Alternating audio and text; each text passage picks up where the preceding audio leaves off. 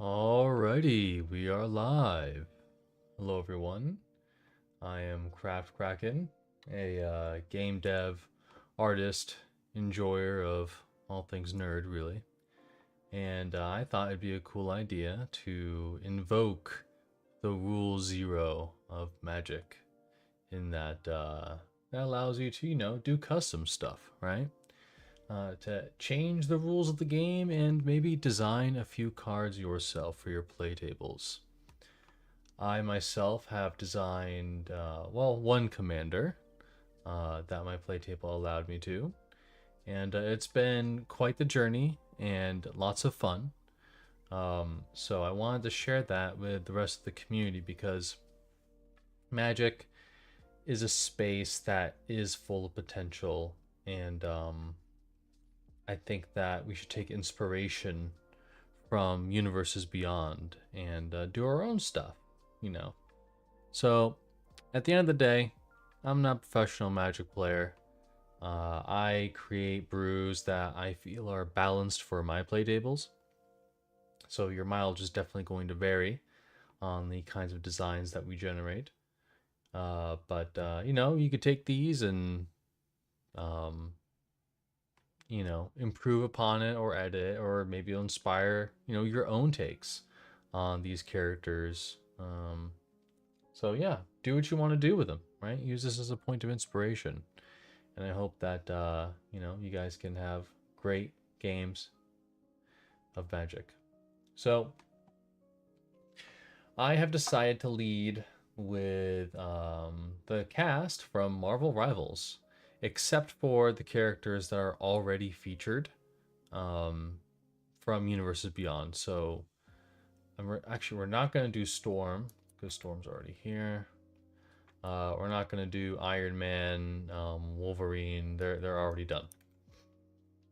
Now, of course, you can take those characters and do what you want with them, right? For your own custom cards, but we're not going to do them today.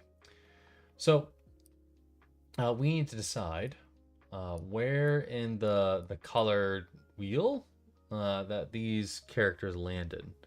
Now, generally speaking, some of them are easy, some of them are really difficult, and this is actually going to be a little harder for me because I'm pretty culturally illiterate when it comes to, or culturally illiterate, media illiterate when it comes to Marvel stuff.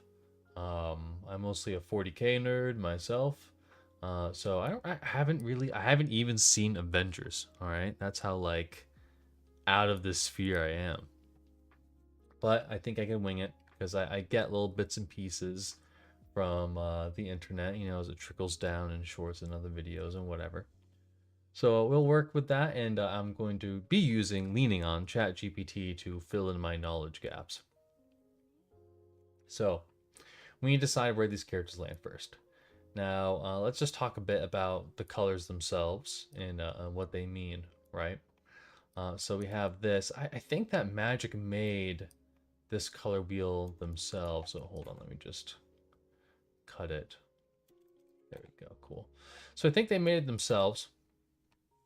So white is the color of morality, laws of God in the spirit, laws of order, laws of man. It can be about peace, law, and I actually like how they included these like downsides to the color, right? So maybe like a weak point of the colors, right? Uncreative, interesting, because things calcify when there's too much order, right? Then you have blue, my favorite color actually. Logic, intellectual theory, technology, intellectual application, intellect, omniscience, inaction.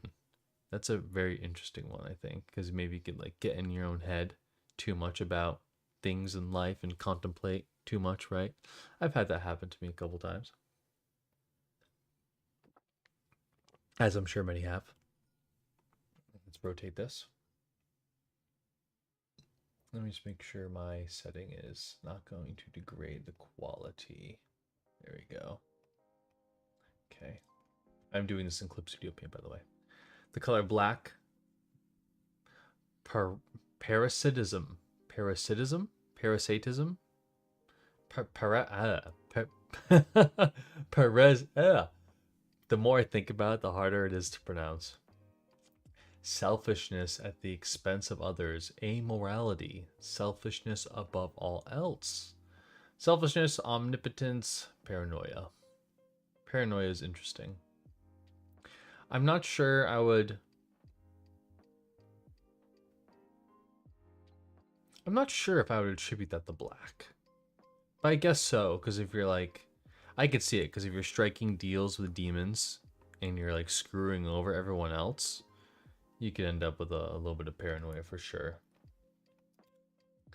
Alright, and then red. Oh, we go swing it back around here. Red represents chaos, spontaneous action, impulse, emotional action, freedom, actions. It can also be short-sighted. Pretty self-explanatory. Green. Ew, I hate the color green. Instinct, natural decisions, interdependence, natural survival, growth, nature, naive. Naive indeed, I think. But green's fun. All the colors are fun, but green is just like, oh, I throw down creatures. They're big and strong. That's all I need to do, right? It just, I hate the flack that green players throw as blue mages. You know? It's like, oh, why aren't you playing my game? Why aren't you playing all these huge monsters? Aren't huge monsters fun? It's like, okay. And then we just double up all my counters on my big beasts, right? Just like you. Anyways, I digress. So we are going to begin with the character. I have not seen this character at all. I had no idea who he was when I first laid eyes on him. I know all the like iconic people, but not any of the others. So this is Adam Warlock, I believe. And apparently he's one of like he's an incredibly powerful character. He has a tie to the Infinity Stones. I think the Soul Stone is his. He is like he's capable of battling cosmic level beings. I believe he's an empath. No, he can actually project and communicate telepathically. He's super strong. He's super fast. He's durable. He can absorb, store, and manipulate cosmic energy. So this guy's like a god level character, right? He could shift reality.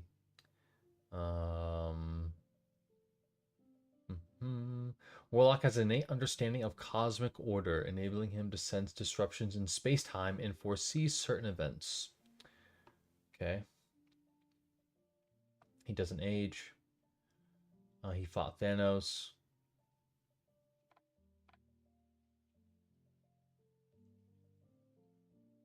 Let's see here.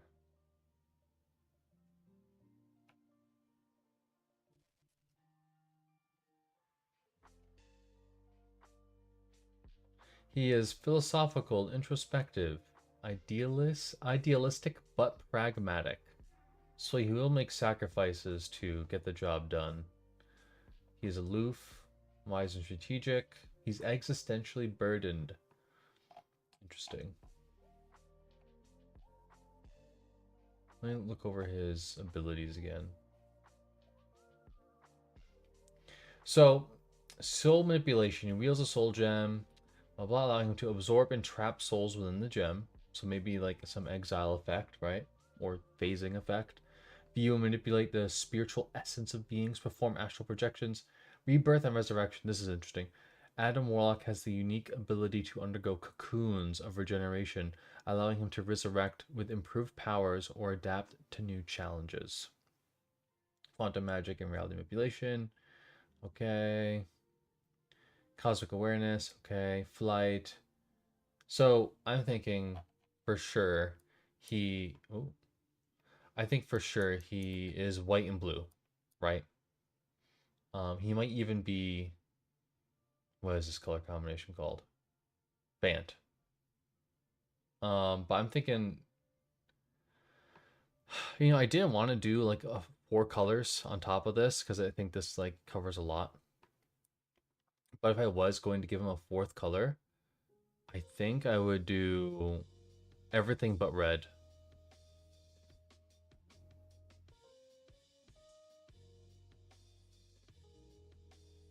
I'm trying to think like because he's super strong and super fast, so we could just stick him green. Although Jeskai might be better for him. No, anything. I said everything but red. Excuse me. It could go. What is this combination called? Hold on, I'll get it. It's This is Sultai. This is. I'm blanking super hard. This is Teamer. That's Mardu. This is Abzan. That's Naya. Jund. Grixis. Grixis, yes. What's this one though? I am blanking super hard right now. What is it? I'm gonna have to look it up.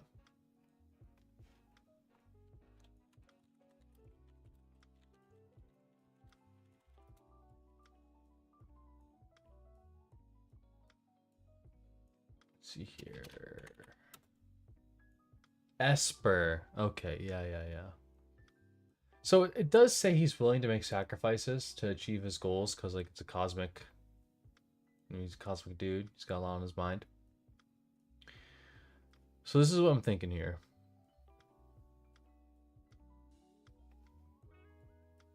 He's so knowledgeable that I think he's got to be blue. And he's so order oriented, I think he's got to be white. I think he's beyond nature, right? That's kind of the way I see the collection of his powers. So I think I'm going to stick him in Esper for sure. So white effects can include like life gain, vigilance, first strike, taxing effects, things like that. Blue is like card draw and evasion, like flying. He could fly, so it's like default, right? Milling. I mean, milling is usually associated with like stealing someone's psyche or mind. So I think that, I mean, we could equate that to like soul siphoning, right? Because like he could like steal people's souls or whatever. So maybe there's some mill game plan going on there, and then black. I mean, you know, I'm not sure if I want him to actively have a sacrifice effect because like he's not really about that. But what does black have? Black has death touch. Black has strong effects at the cost of things like life or creatures. Black is discard.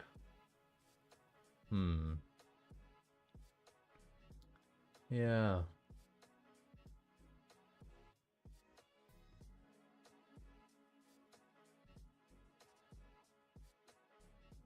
I mean, all these characters are super powerful, so I can't just put them all in green.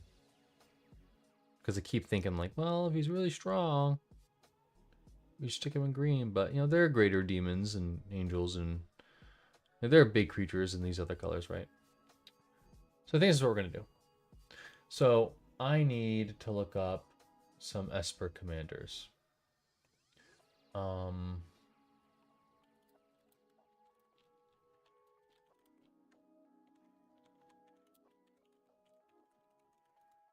Let's go to EDH Rec. Excuse me. And see what other brews are out there for commanders and what they do. Let's see here.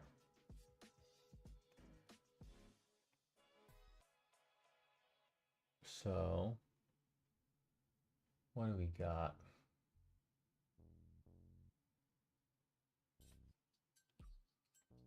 Now, if I'm doing this right, let me just double check. Because I have not streamed in a hot minute.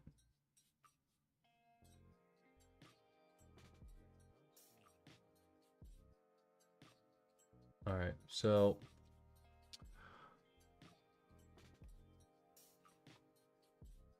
and then we need to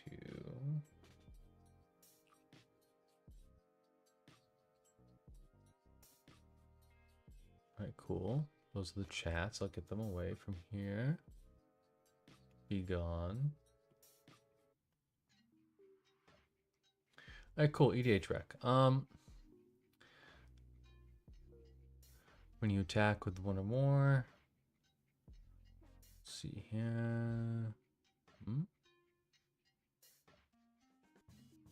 Wow.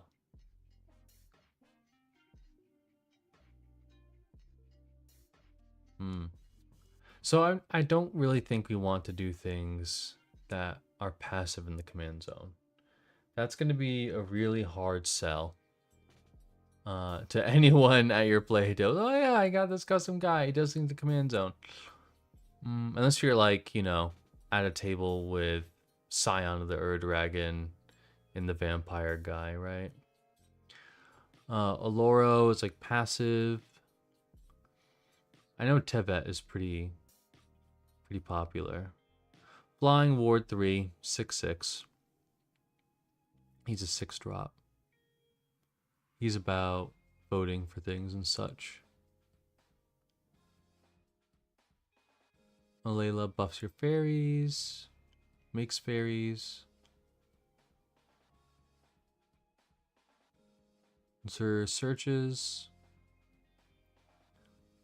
I guess I'm looking for like high CMC cost, because like if this guy's a god level being, I want him to be more expensive, right? The send triplets is crazy. You just get to play your opponent's turns. I'm surprised they're not that expensive.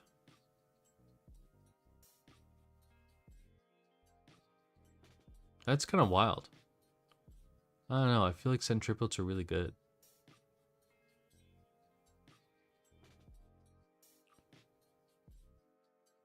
Let's see here. Cryptic Sovereign, Flying Vigilance Menace. When it attacks, reveal the top cards of your library. Okay. I'm not really about that. The Master of Keys, he's a new one. Flying, when he enters, put X plus and plus one counters on it and mill twice X cards. Each enchantment card in your graveyard has escape. Pretty neat. Alenda and Azor. Flying Ward 3. When it attacks, you may pay X Esper. If you do, draw X cards. So you have kind of like a weaker Sphinx's Revelation. At the beginning of each end step, you may pay 4 life. If you do, create a number of 1/1 black vampire creature tokens with lifelink equal to the number of cards you've drawn this turn. It's pretty cool. It's a shame that like you have to play them and then you wait a whole turn and then you swing and then you get the value. Like that's way too slow. Let's see here. Whenever aura you control becomes again aura stuff. I don't think we're going to do a lot of aura stuff.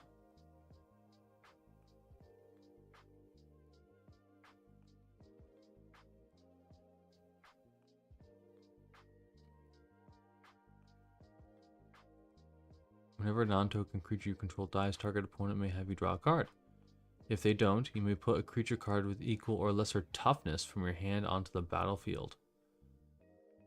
Interesting. That's weird. That's a very interesting effect. The Lord of Darkness. The Toy Maker. We'll go top 3 cards of your library, exile any number of them in a face down and put put the rest face up. Defending player chooses one of those piles. Put the pile into your hand. At the beginning of each end step, each opponent loses 2 life for each spell or ability that control one or more. That I can't read that. That caused one or more players to guess or group cards or permanents that into a pile that turn. What a weird card. Urbarg Tyrant. Effects proof from artifacts, creatures, and enchantments. When it enters the battlefield, create a tapped 2/2 black zombie creature token for each creature that died this turn. When Nerenval dies, oh, because there's like Nevin Jarl's discs or whatever. You may pay 1. If you do, destroy all artifacts, creatures, and enchantments. That's funny. That's a funny card. The Mutable. Can't be countered flying. Discard a card until end of turn he becomes a 1/1. Why would you do that?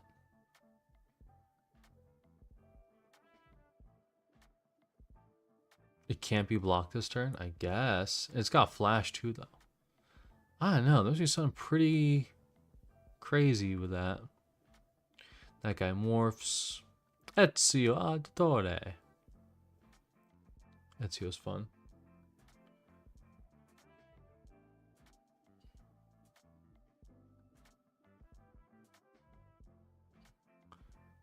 Nihilor. When Nihilor enters the... I don't like the art on that guy. Anyways. When he enters the battlefield, for each opponent, tap up to 1 untapped creature. Okay, you control. When you do, gain control of target creature that player controls with power less than or equal to the tapped creature's power for as long as you control Nihilor. Whenever you attack with a creature an opponent controls, you gain 2 life and that player loses 2 life. It's kind of neat. Pretty wacky, though. Pretty wacky. And then we get into the partner stuff. The partner stuff is neat. It's strong. It's strong for sure. Okay. So, I think what I'm going to do...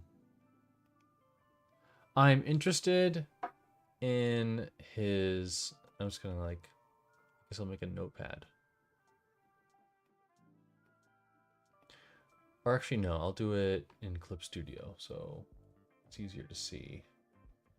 Give me a second here.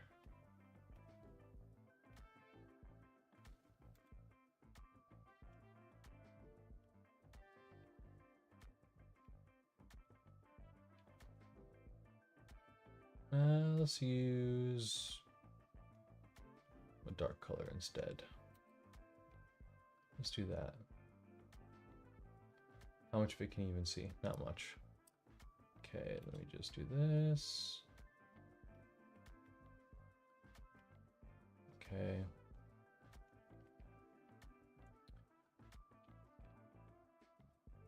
We will need to expand this. Okay, and then we'll take the color from here. Okay. No, that didn't work at all. Hold on.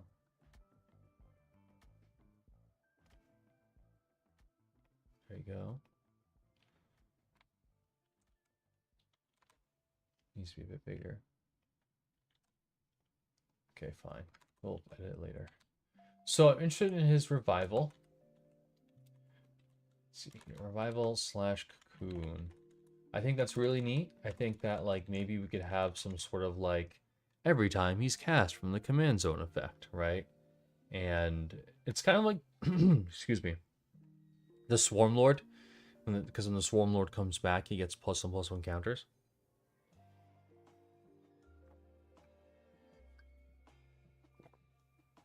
I'm not really sure what Adam's gonna do here, but I think like maybe we can make him an aura guy, because that can represent him like adopting new powers and scaling up or whatever, right? Or we can like make him a keyword soup guy, right? Like every time he comes back, he gets a new keyword of like the player's choice or something. That'd be neat. All right, so revival cocoon. Let's see here. And then I like the soul gem idea. Oh, wrong side. There you go.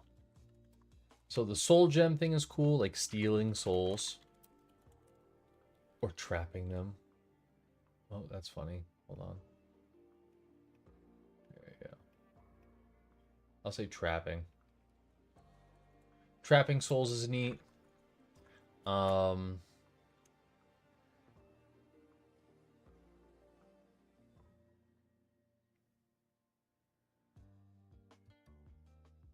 I guess like I want him to be an endgame threat. I don't. Part of me is like, well, you don't play him like you don't play a guy like this like turn 1, right, or whatever, like turn 3. Um, but if we're gonna do like a real revival mechanic where you expect them to die often, then maybe his cost should be low, and then like he really scales if he dies a lot, which could be interesting in the theme of black because like then you could sacrifice him a lot, right, and get like interesting triggers. There is a Orzhov angel that hold on, where's my other chat box? Oh, there it is. Anyways, there's an Orzhov angel who you don't pay mana to resummon them, you pay life. And that is interesting.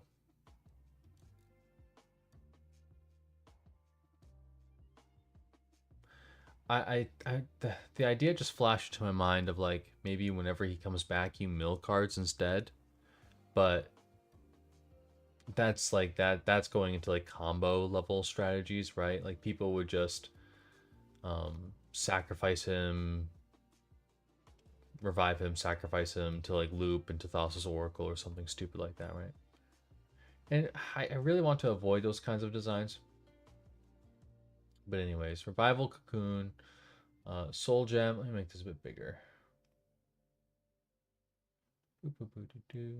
Oopsie. There we go. Cool. So Revival Cocoon, Soul Gem, Trapping Souls, Endgame Threat. So let's just, I think, let's delete this first of all.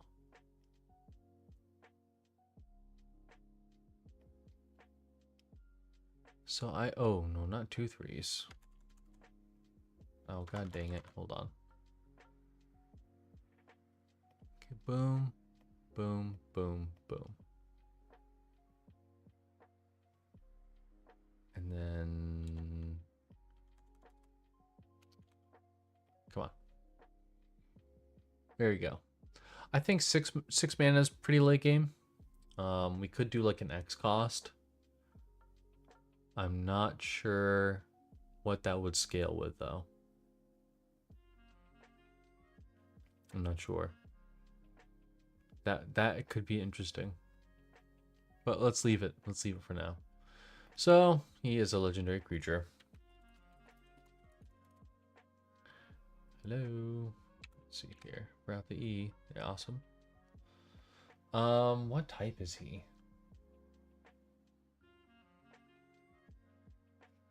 I don't know.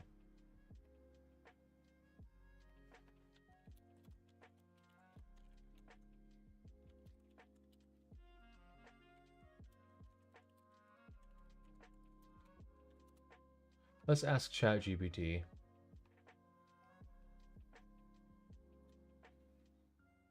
Artificial life form? Is he really? Is he an artifact creature?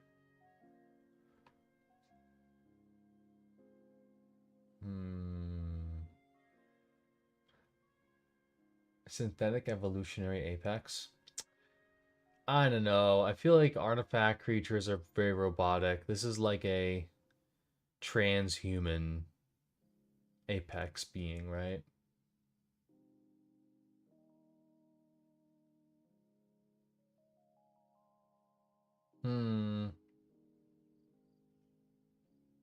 Man.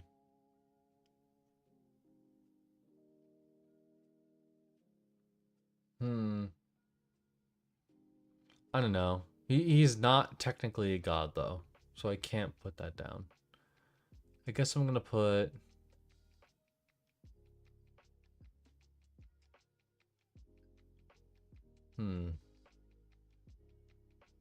He's not android. I guess I am gonna put him down as human. He's beyond human though.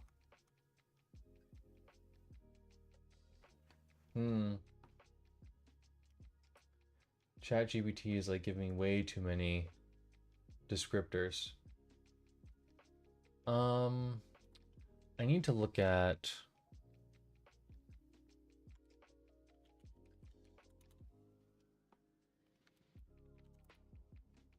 I don't think Doctor Who was genetically modified at all. Oh, it just says Time Lord Doctor. That's so funny. It's so specific, eh? How wordy? Cosmic entity? Maybe. Let's just run with that for now. Okay, cool. Obviously mythic. What symbol? I like Daybreak. Ixalan, it's kind of like a supernova.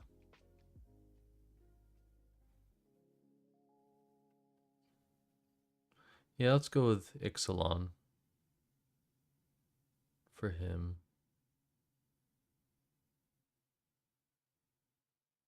Cool. Okay, so this is going to be the tough part. Writing down his effects.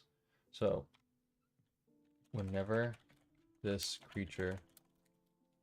No. I'll look at the wordage of the Swarm Lord, because that's what I'm focused on for inspiration at the moment. Is it each time this is cast from the command zone? Something like that, right?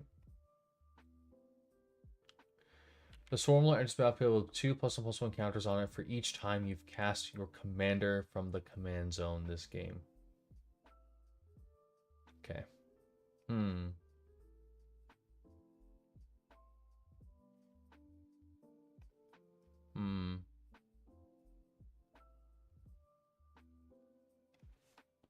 Well, let's start with keywords. So he's definitely flying. Let's not make him indestructible because we want him to die.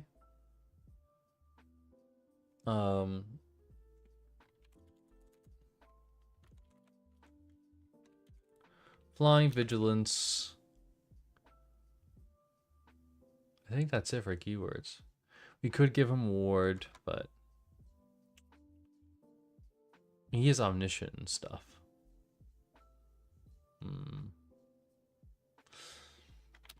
I don't know. Let's play around with ward 2. I mean, he's a 6-drop. He's supposed to be really powerful and all that.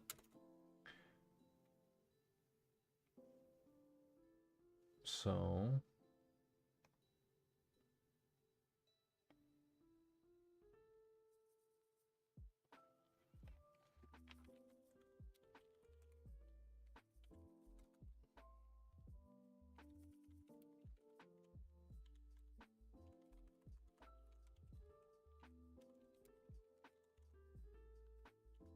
Actually, no, they use dashes.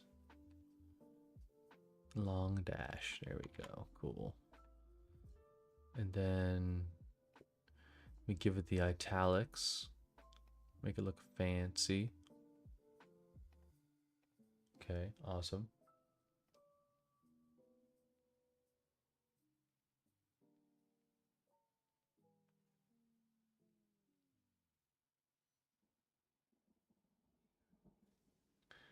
Alrighty. So we need a space there.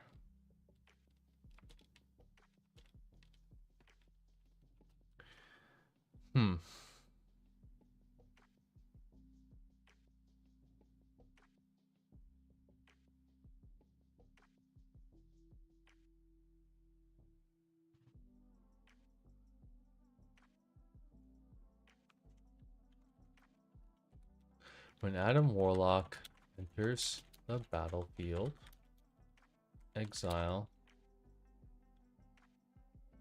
up to 1. This is a very mid effect, but I'm going to start with that. Up to 1 target permanent until he leaves the battlefield.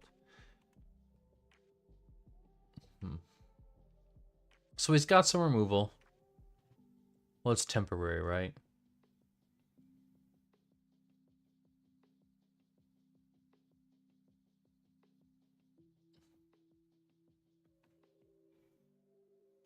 It's temporary.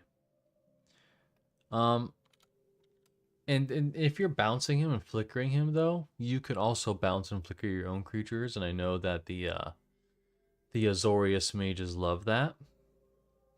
So it's not a bad ability. I guess we'll say up to 2. Because he's supposed to be a bomb, right?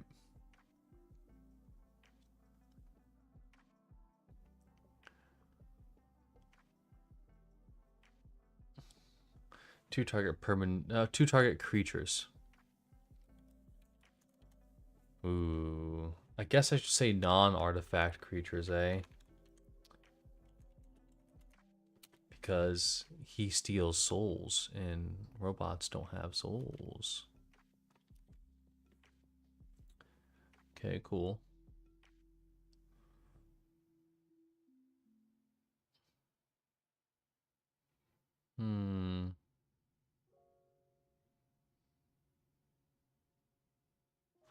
I want to write something like,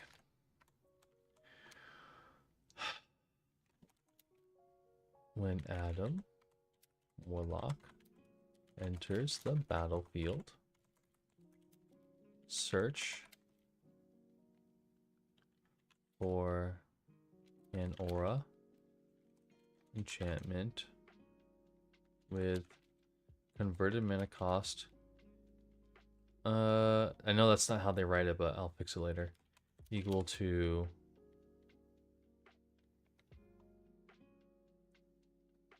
how do I phrase this?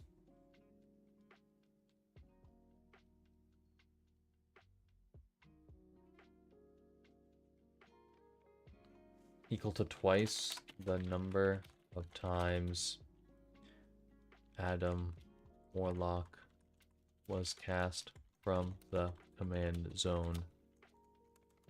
Okay. And enchant him with it? We'll get that fixed up, word-wise.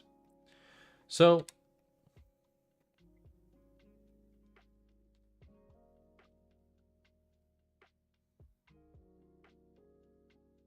I could have this be like,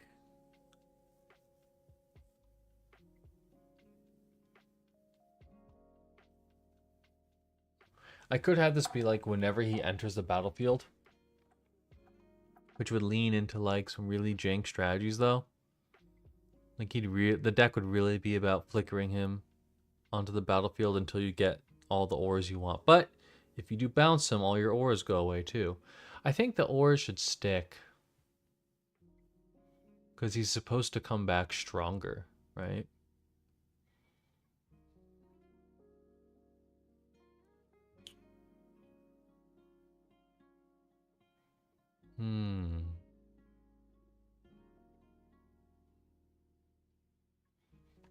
Well, first of all, let's reduce the text here.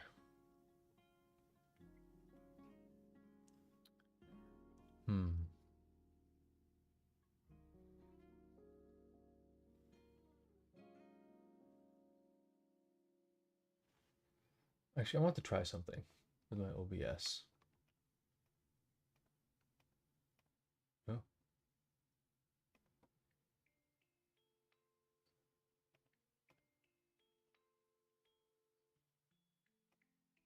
Oh, this is weird. Okay.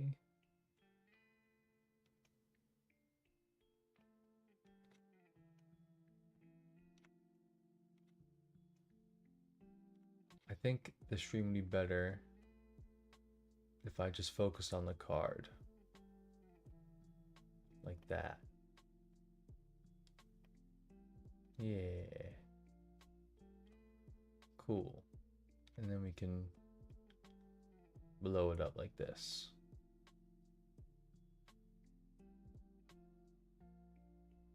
Nice. I'll put front and center. Fuck it. Cool. Okay, awesome. I dig it. So, we're still running out of word space though. Very small text. I don't like the way that looks. Small.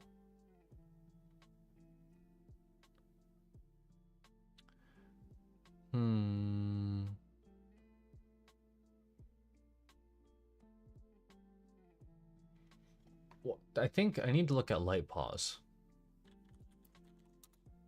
Light paws, one of the best aura commanders in the game.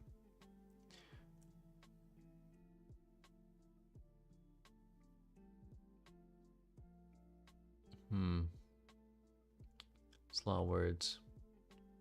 Hold on, let me just give this line of text over to ChatGPT and see if it can shorten it.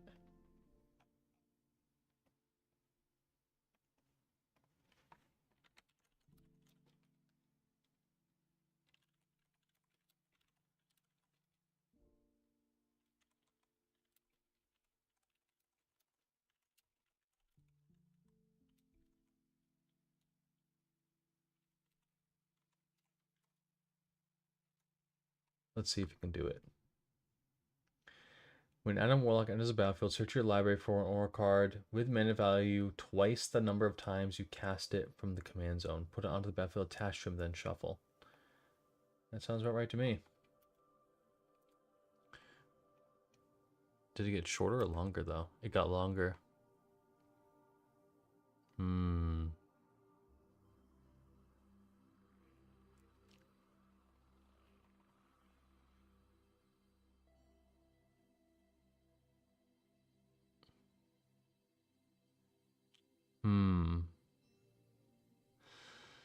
I could... I don't like doing this, typically, but we could just delete those. That... Well, it's too ugly. And why are these still kind of fucked up, eh? Were these medium before?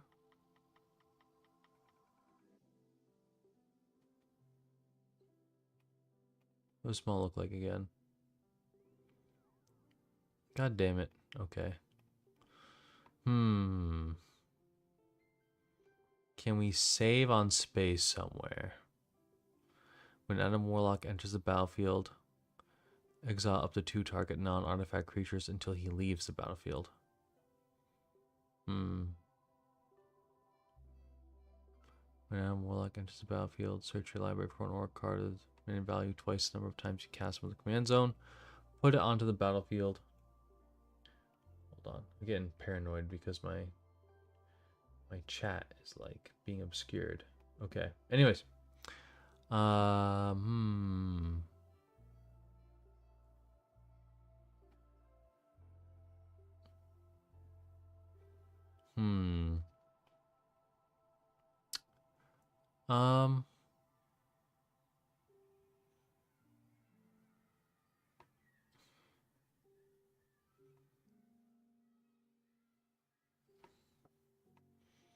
also don't like how it clips. Don't like that. But we deal. Ah, we deal indeed. Look at small again.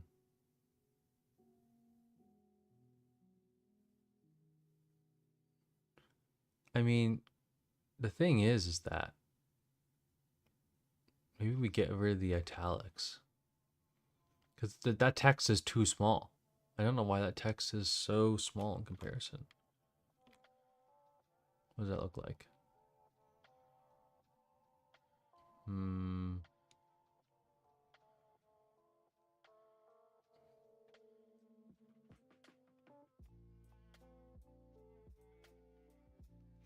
Yeah, they're using the long dash too. Yeah, I don't know. It's all fucked up. We might have to do something about the soul gem text. Because the revival cocoon text, I can't envision a way to make it shorter. Search your library for an aura card. It may have twice the number of times you cast from this. Which is kind of nice.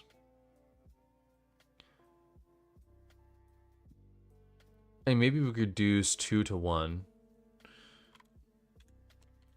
No, I'm just thinking about balance here. And then we can make him like a 4-drop.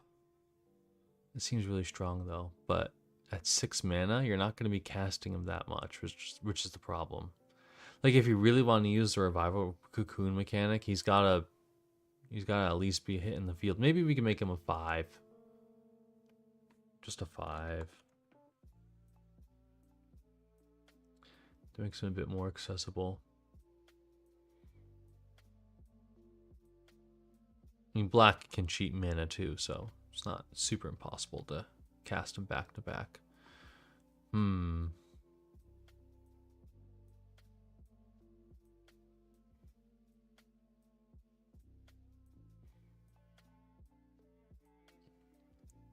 mean, to be fair, you'd only, well, I mean, okay, so Revival Cocoon as it stands, I mean, when you play him, he would get a 2-drop. Twice the number of times you cast him in the command zone. So the first time you play him would be 1, so you'd get 2, and then 4, and so on and so forth. I'm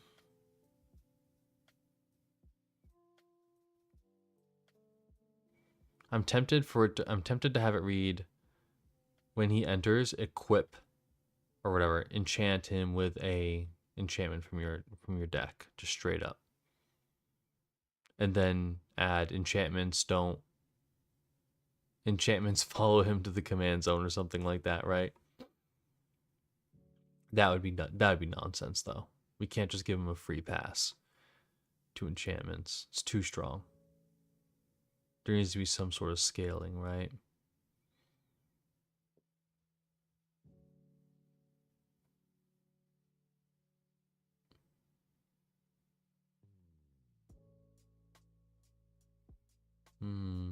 What happens if we do this? Okay, it still fits.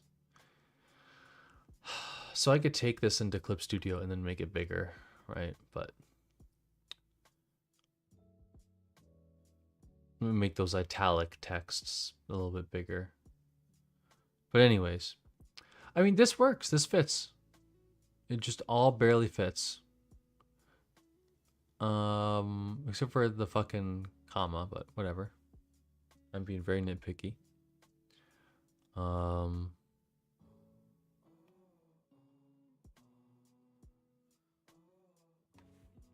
Power toughness. I mean, he's a superhero.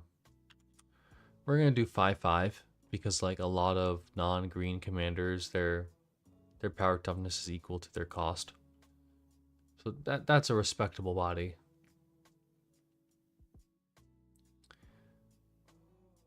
Okay, there we go. Adam Warlock done. Now, of course, this here is to... Actually, let's read it top to bottom. Adam Warlock is a 5-drop Esper commander.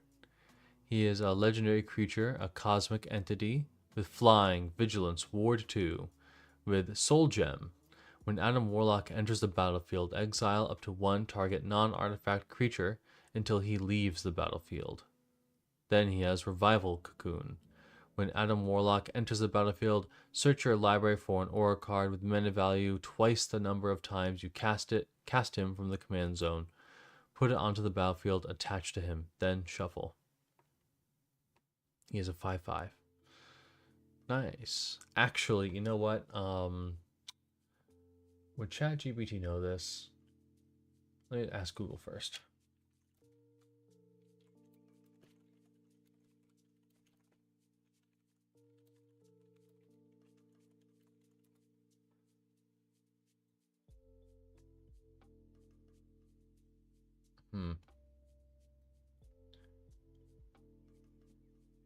Dino Ma?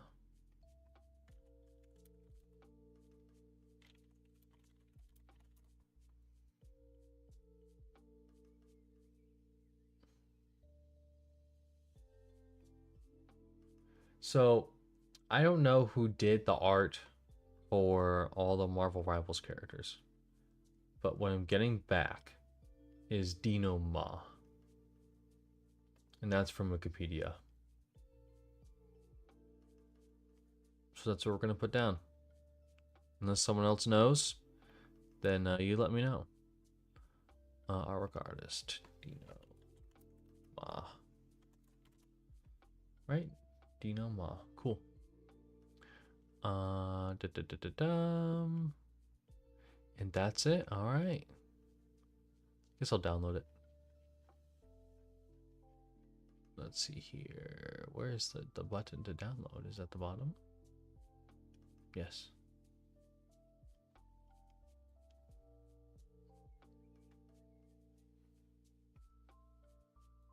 Ta-da! All done. The next one will be soon.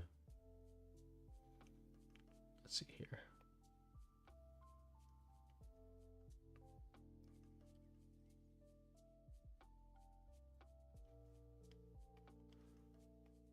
Skip that.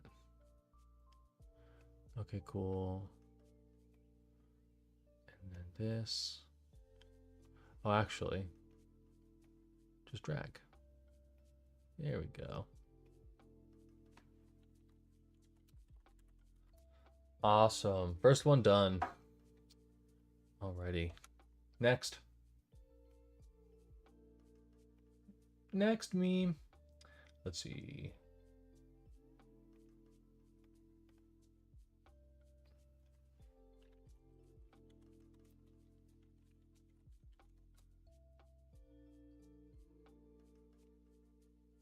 Oh.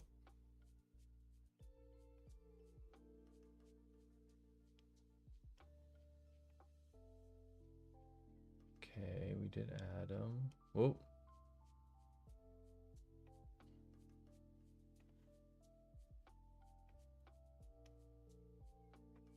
Black Panther's already done. Black Widow. I really like her outfit. Did a good job. Although black and red, I mean, it is what it is. Edgy. Okay. Oh. Keep closing my damn window. All right. So, what does it say? Natasha Romanova. Trained from childhood in the infamous Red Room, Natasha Romanova became one of the most feared spies and saboteurs in the world. For years, she put her unrivaled combat skills to use as a member of the Avengers, keeping pace with some of the most powerful beings who ever lived. Imbued with super soldier-like treatments and vastly extended her lifespan. Oh wait, yeah. Imbued with super soldier-like treatments that vastly extended her lifespan, Black Widow outlived most of her enemies and allies, but her fight still rages on decades into the future, where she leads the Red Room in its ongoing effort to overthrow the tyrannical Doom 2099. Cool. Let's see here. Let's get a picture of her. I was such a dummy because like I took all these pictures in high resolution before, and I totally did not save the files. Let's see here. So we're gonna save it.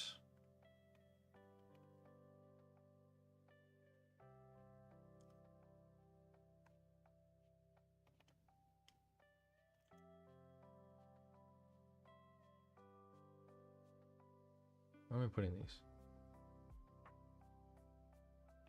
Oh, right there. Okay, cool. Black Widow. Awesome. Alrighty. So, I guess I'm gonna ask ChatGPT. So, I mean, she's superhuman, she's a gunslinger, she's a spy. Right?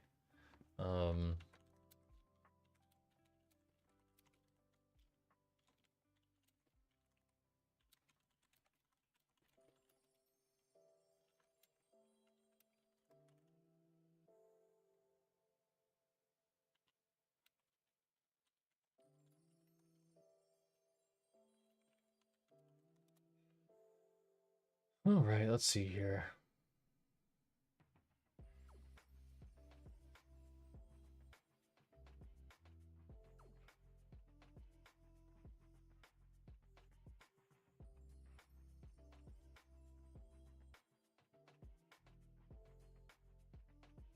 Does her skill set really rival superpowered beings?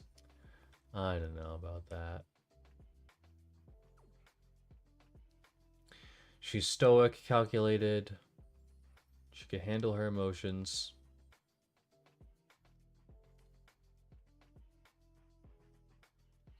Okay. Peak conditioning.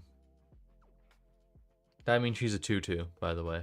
No, a 1-1. Oh, God.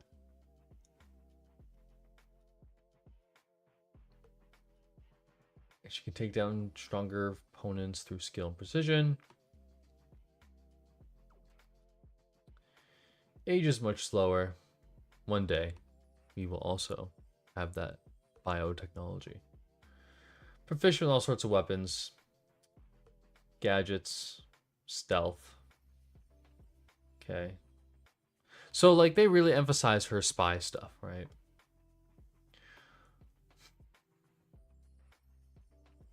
Hmm.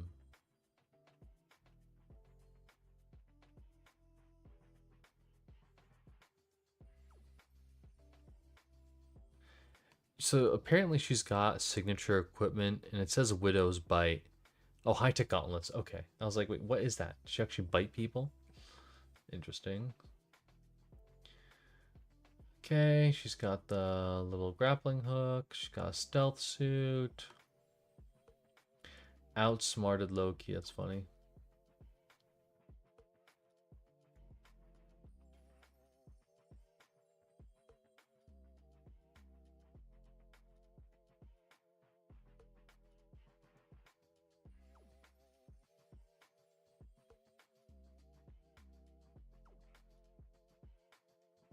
All right.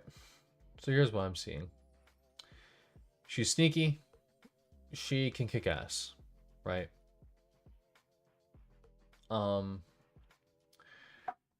we have a few assassin-like characters, like Atrata and like Ezio and all that. I should really look at. Oh, hold on. We're getting an ad. Get out of here, ad.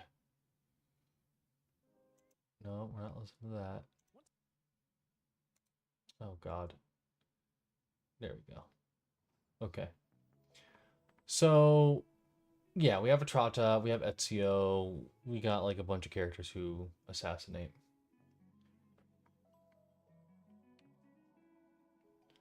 Oh.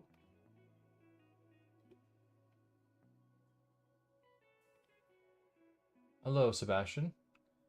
You should make your own version of the heroes from the MTG Marvel set. Well, that's what we're doing here.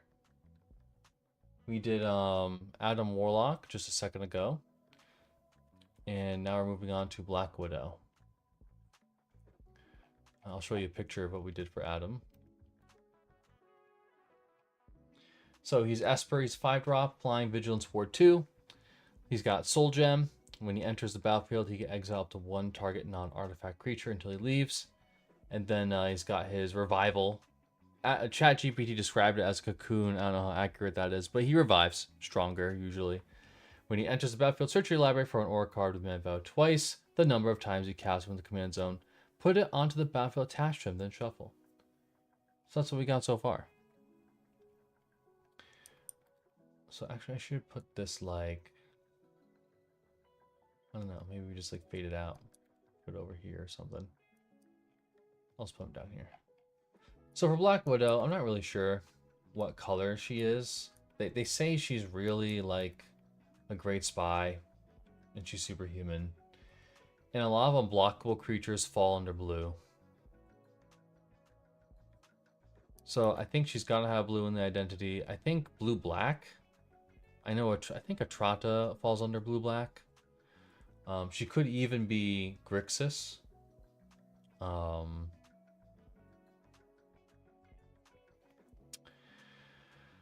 I mean, is she like... They say she's got control over her emotions. Red's very emotion-based, right? Oh, Black Panther, Iron Man, Captain America. Yeah, it would be neat. Yeah, we'll get to them. I think we'll do them last, right? We'll do them last. Because there are definitely tons of ways you could like re-envision a character, which is really fun. Um, so for Black Widow, I'm thinking, yeah, I think red's too emotion based for, but she's got red in her color palette, which is like really tough, you know? You really want to match the colors up because it just makes sense. Direct damage, I mean, she does like, she is efficient with firearms, so a direct damage mechanic would make sense for her because she's like shooting people. And maybe that's the angle we take.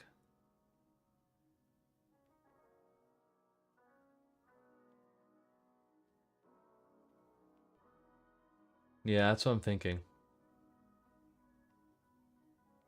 I think Grixis. Because I really want her, I really want to give her the ability to just shoot people, right? Because that's what she's doing. So, let's just go here. Create new card. Let's get the artwork for Black Widow. Cool.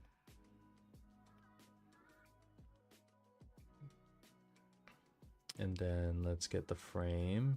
You'll see it in just a second.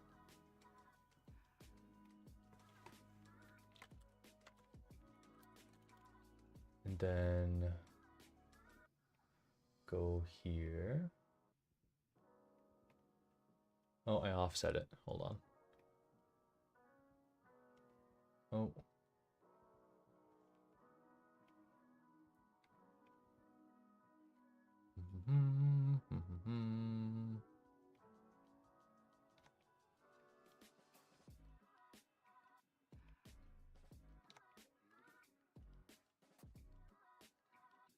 There we go.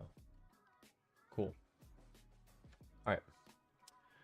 So she is red, blue, black. I think she's gonna stay at just that. I think a 3-drop is a fine place for her because she's just, you know, a human, right? Let's see here. So she's a legendary creature. She is a human. Actually, no, not even. We're gonna say like assassin, right? That's like a creature type.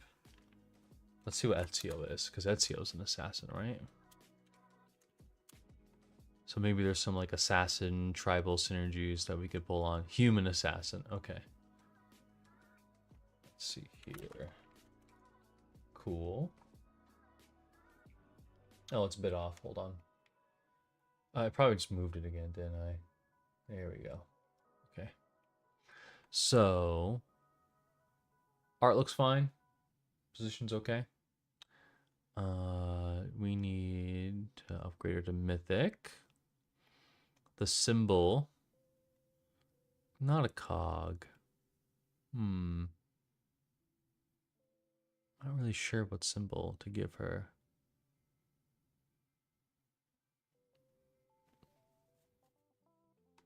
Zendikar, Origins, Cons, Theros, Phyrexia, Commander.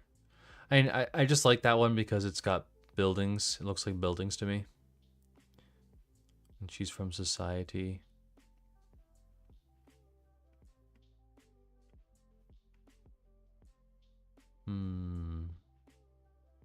Very picky about all things aesthetic.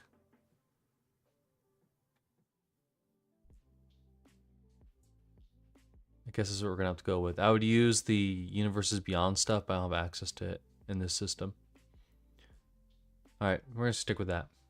Generic as it may be. So, well, first of all, let's look at Grixis commanders, right? Let's see what they're usually doing with them. So go to EDH Rec.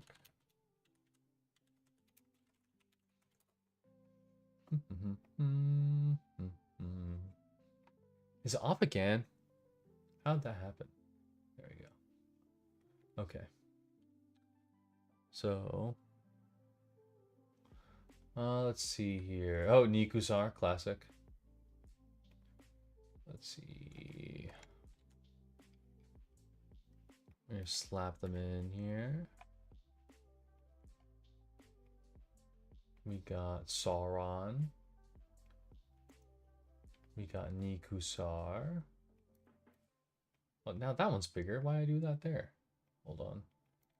Oh, okay, there we go. Got it now. Nice. Okay. My setup is just all over the place. Bellacore. What a fun addition. Obeka. She's neat. I really want to make an Obeka deck at some point. I love this art too. I like the first art of Obeka. That's so cool. What a great job. Marchesa of the Black Rose. Dethrone. Oh, okay. Hit the person with the most life. It's kind of cute. Let's see here.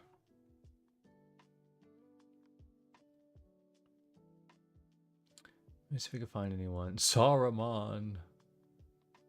Non-creature synergy. Instant or sorcery. We gotta get Edward Kenway. Cool. And then... Who else? Selvor. Tiefling Warrior. Nope. Vampire Rogue.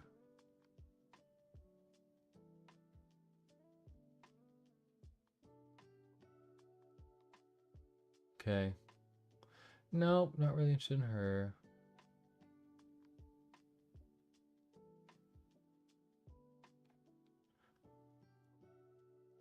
Didn't I already put Sauron down there? Oh, there are two different Saurons. Interesting. Interesting indeed.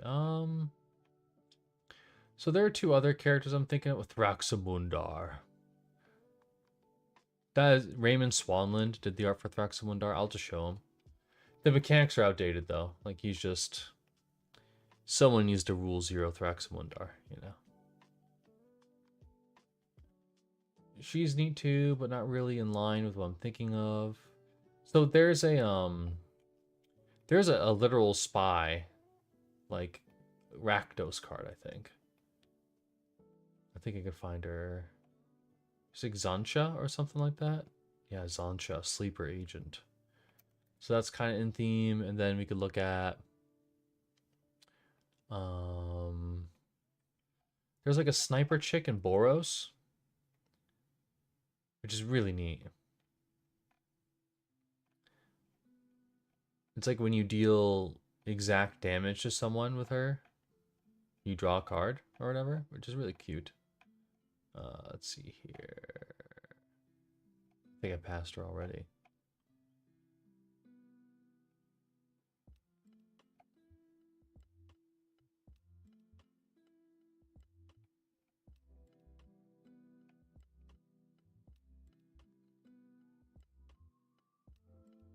Where is she? Ah, there we go. Perfect shot. So I'm definitely inspired by her right now. And then Atrata. I think that's her name. Deadly Fugitive. Let's see. Face down creatures you control have blah blah. No. We need the other one. We need the one that does the killing herself. Let's see here. The Silencer. So she's kind of like an old school card. I don't know if there's any combo decks with her, but whatevs. She's got a pretty neat mechanic. That's what we care about. So let me just organize this stuff. So first of all, I'm just gonna get Obeka out of here.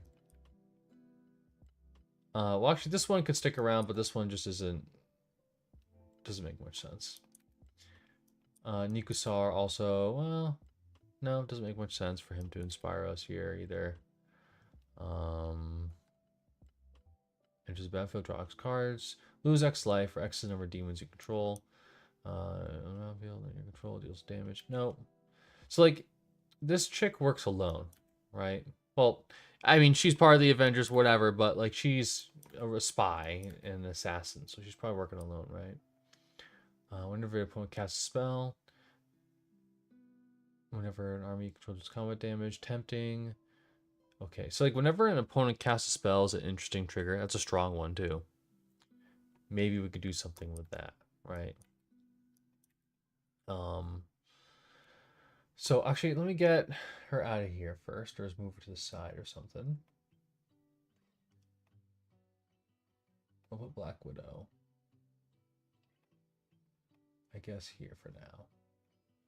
And let's change the text. So I'm interested in direct damage, like sniping, right? I'm interested in unblockable. Maybe like, maybe she's got toxic, right? Let's see here. I want to write like this. Toxic question mark? Because, like, you know, she's an assassin, so if she's hitting someone, they're gonna die. They're gonna start dying pretty quickly.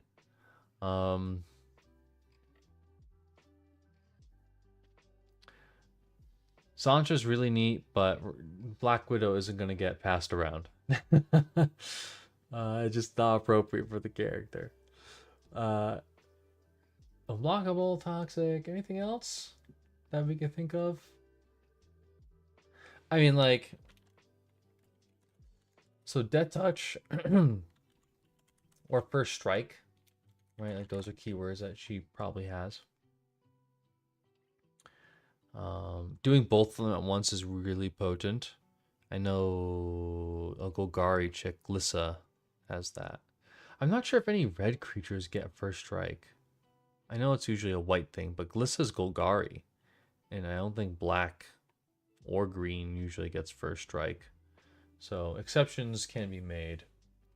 So that's kind of what's inspiring me right now.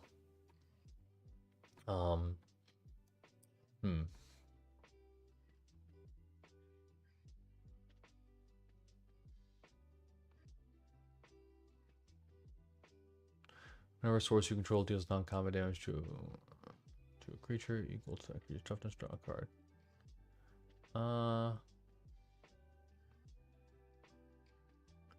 If a source you control would deal non-combat damage to a permanent or player this turn, it deals that much damage plus X instead. So she like adds on Obeka, when she deals combat damage, you get that many additional upkeeps. I don't know. I don't know how crazy I want to like, or how creative, let's say, I want to be with Black Widow as a card, because like, she's not really arcane, right? She's just kind of doing her one thing, which is just killing people. When a Trata deals combat damage to a player, exile target creature that player controls. Put a hit counter on that card. The player loses the game if they own 3 or more cards exiled with counters on them. Trata's owner shuffles a Trata into their library.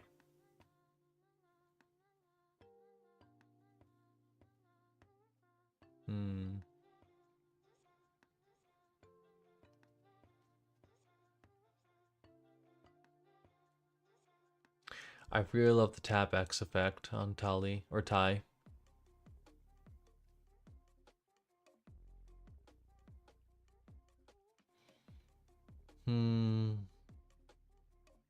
Because if Black Widow had Death Touch and the ability to deal direct damage, she would just instantly kill cards, right? So we can't stack those effects.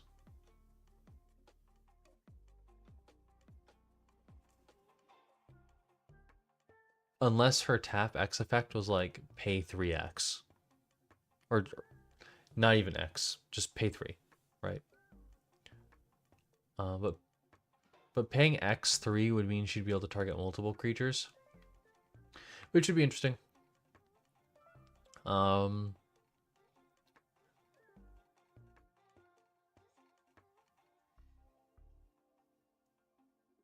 Hmm.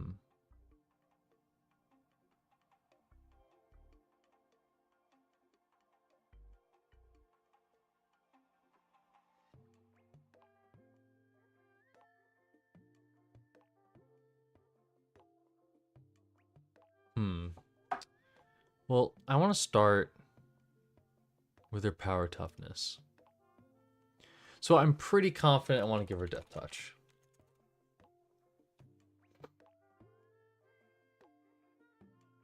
You could give her Double Strike, though.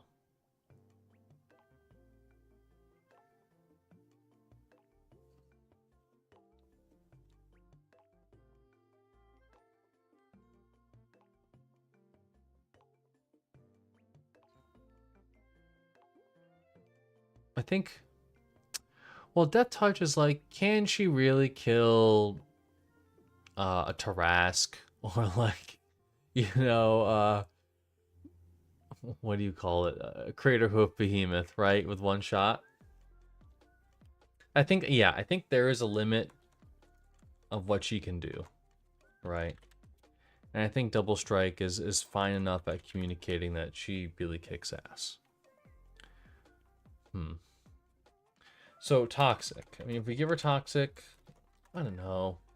The thing about giving her Toxic is like, it kind of skews the flavor of the card a lot, and it skews the deck you would build around her, right? Like, then you're going to see Proliferate effects, then you're going to see Phyrexians kind of squirming around in the 99, and that's like, she's a good guy. I don't really feel like should be about poisoning, or at least like be about the cards are normally associated with like poison damage and stuff.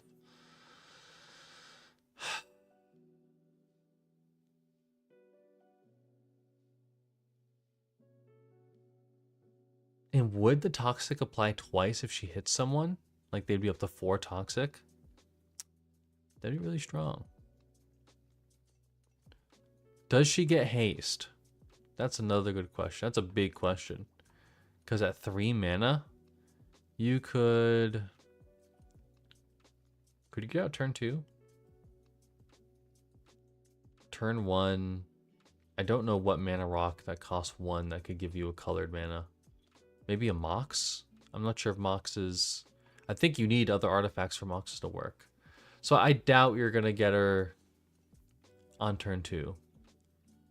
But a turn 3 swing with 4 Toxic is like a lot.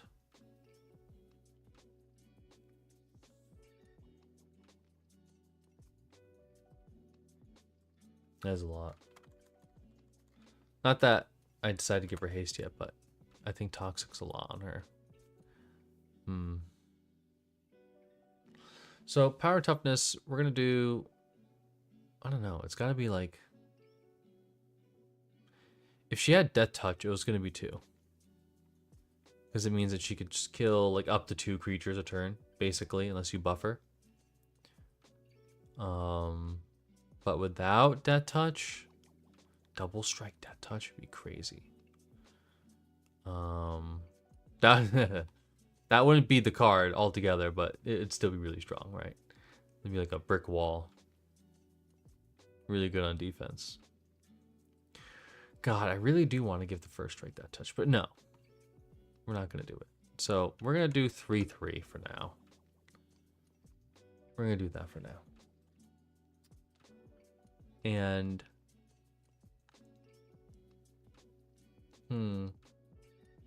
I need to look at red cards.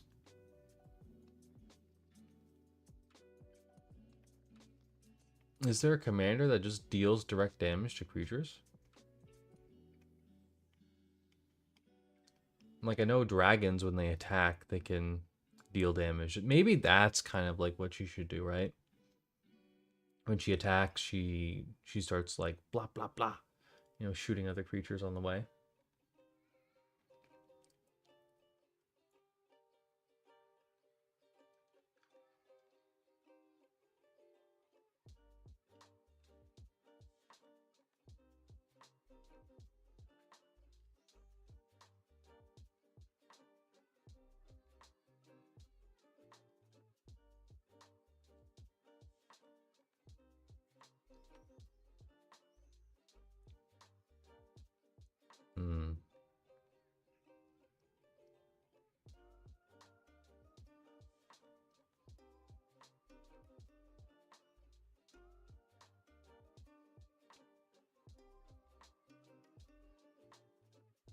Inferno of the Star Mounts. That's a funny dragon.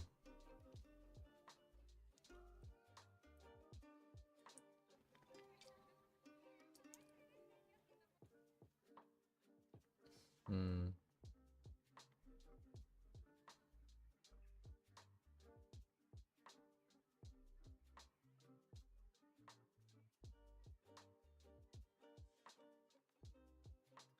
I'm trying to think like how I would incorporate her spy side. Because right now I'm just thinking about a lot of combat mechanics.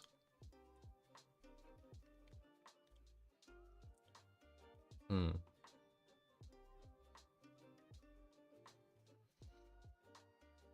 Hmm.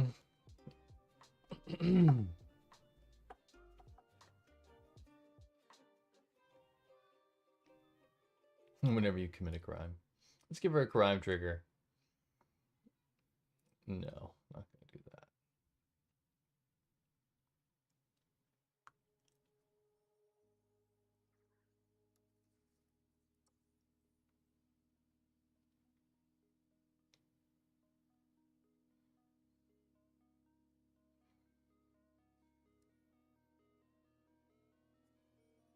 Hmm.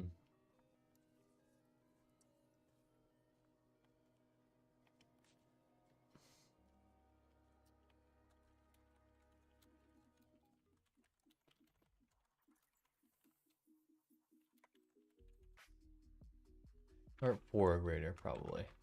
4 is usually a threshold. Hmm. So she can't be blocked by creatures power 4 or greater. And that kind of represents her sneaky side, right? Like she's not trying to fight, big giants.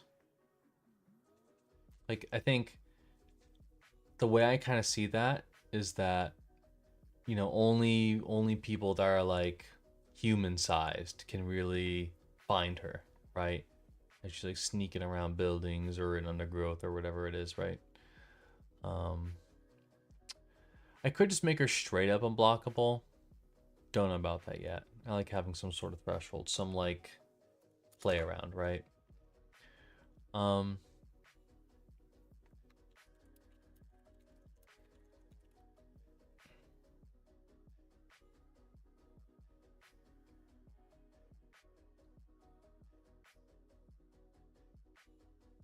hmm. And if she's just a beat stick, I mean, you could Voltron this card, right?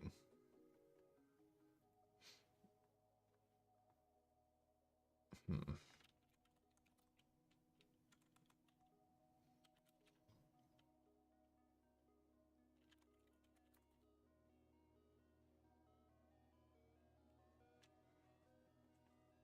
Hmm.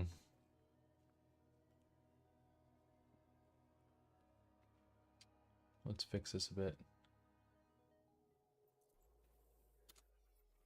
Okay, let me make the card bigger again.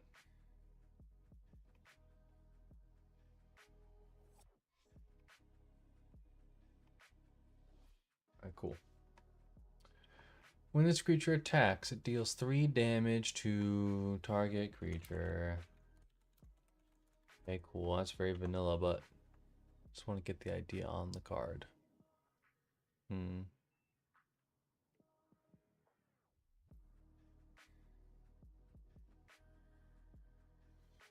Hmm.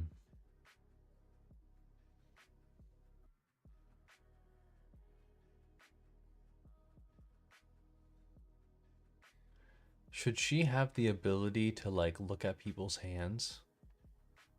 That's what I'm thinking, right?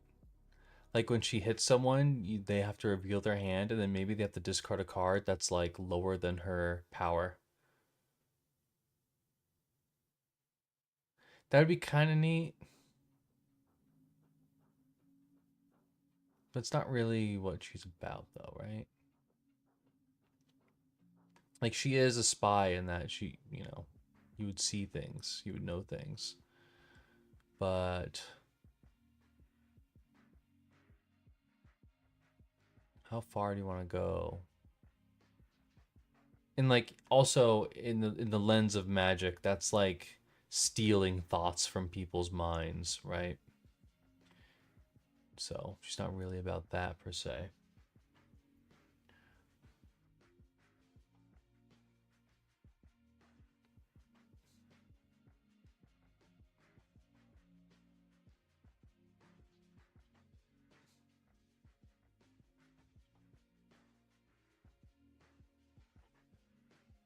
Hmm.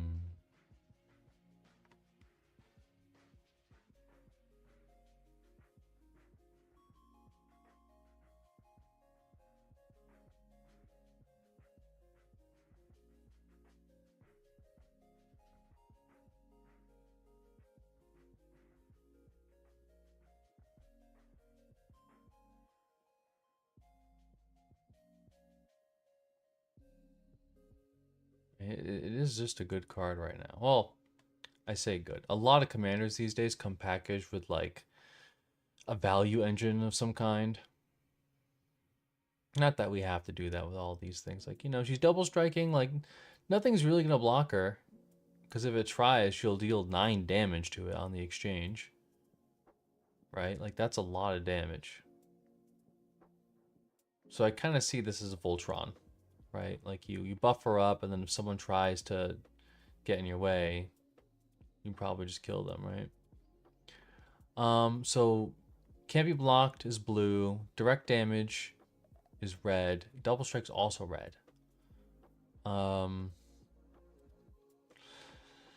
I could give her first strike death touch. And then drop her power to 2. So that when she's blocking, she can only kill the 2 dudes. Like when Glissa swings, she draws. Which is really crazy. Right, that's basically what we're competing with, in a sense. But the ability to just lightning bolt any creature on the table can't be underestimated. Because like a lot of commanders have 3 toughness. So, you know, you just have like really good matchups into certain people. Hmm.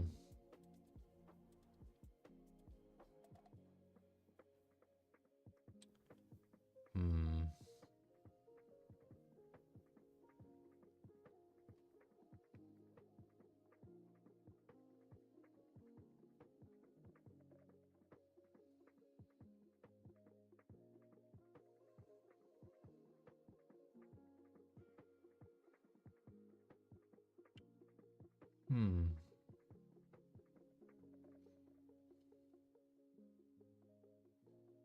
Double strike.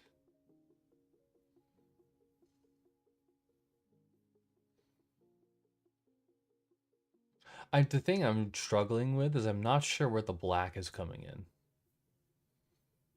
Because, like, I think the only thing I can think of is Death Touch. All the other black effects, you have to give up something. There is some cost, right? You pay life, you pay mana, you give your opponent something, right? And I'm very hesitant to design cards that make tokens, right? Because we could treat her like a haunted phantasm style thing, where it's like, oh, you summon this thing, but a target opponent gets 5/1/1 goblins, right?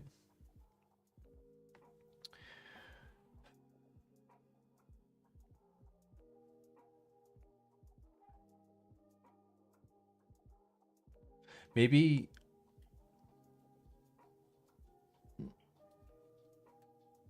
giving her the ability to like pay life to look at someone's hand would be interesting, but she's not really a scryer. She can't like see the future or anything. Well, looking at hands not seeing the future, but it's also really annoying at the table if you're like, I pay 2, look at your hand, pay 2, look at your hand, right? And you don't want to give the player access to something that's like really annoying. Especially reaching across the table is annoying too.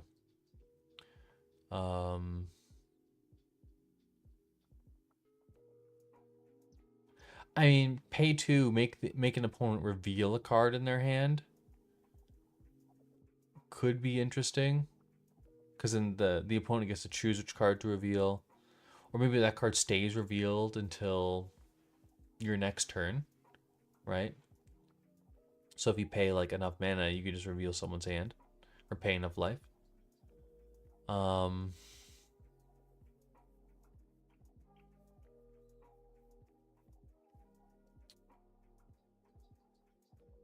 hmm.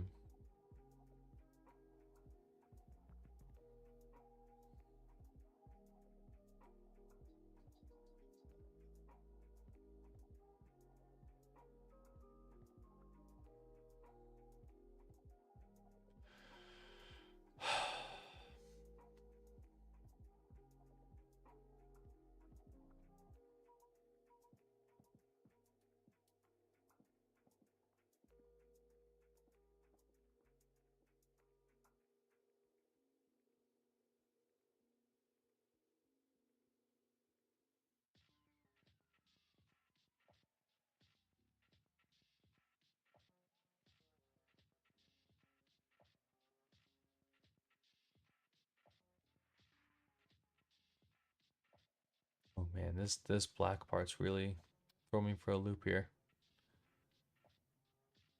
I could change the damage to -1/-1 counters, like Wither. That doesn't make any sense, because that's like kind of like a hex, you know. Could be like she uses a poison or whatever, but that's not really her thing.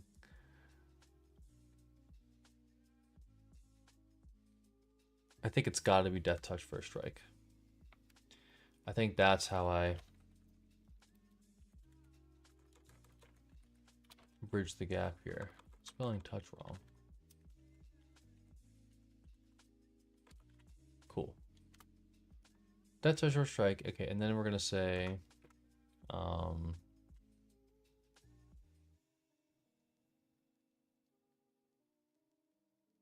Elite Spy. There we go. Then we're gonna put that in italics. Then we're gonna use the long dash. And then what's the other one?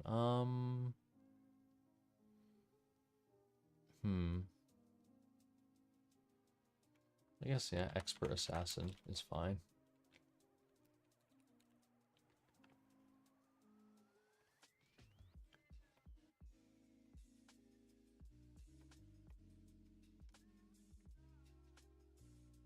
Yeah, I agree, Sebastian. Like, Double Strike is neat, but Death Touch really brings in the black and their color identity better.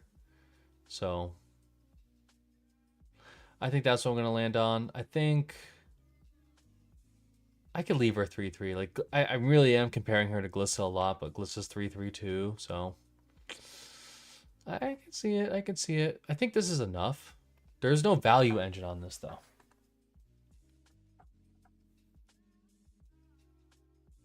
She does deal direct damage though. Tough one. I mean, I don't think she needs a value engine.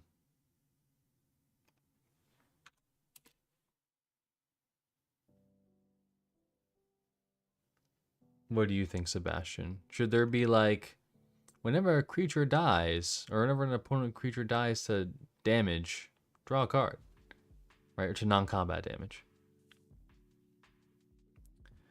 I think that'd be pushing it too much, though.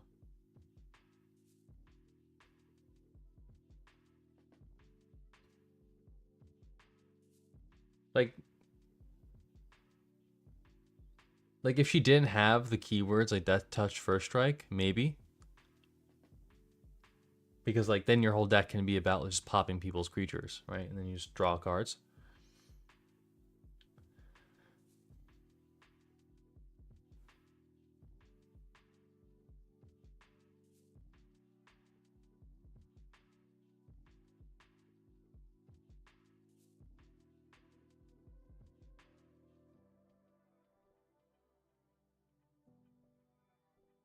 By the way, I need to fix this text.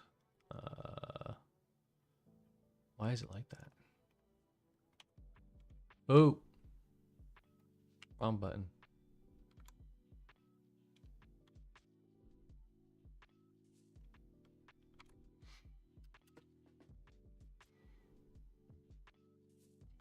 So the thing is, when we're talking about like what's broken, right? If you look at the Bloomborough commanders that just came out, you look at the raccoon guy, right? That guy is full of text. So he's a 3-drop. I think he's like a 3/3 as well. And he makes all of your enchantments indestructible, haste, 4/4s, and when they hit people, you draw cards. And that's like a ton of value, right? Because like someone's gonna have a board that's not responsible with no blockers, and then the raccoon guy's just gonna start drawing like 2-3 cards a turn, right? And then by the way, like, you know, the enchantments he's playing are like all creatures get double power, double toughness, all creatures double strike, all creatures, you know, because they do become the creatures. So I know it's kind of tough these days to gauge how much work a 3-drop should be doing, right? Now, of course, the raccoon needs like other enchantments in play to like actually start doing work. And Black Widow kind of like does things by herself, which is really nice.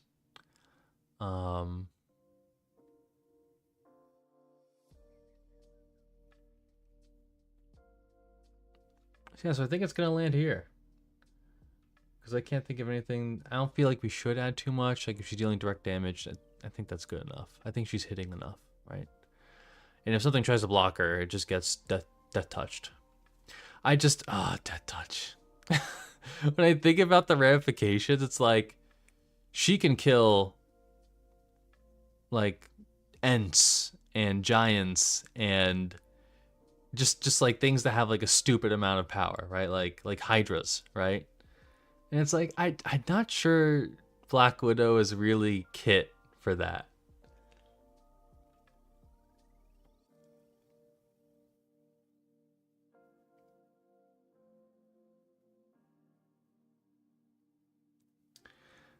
I think that's a good idea, giving people that kind of tactical choice, right?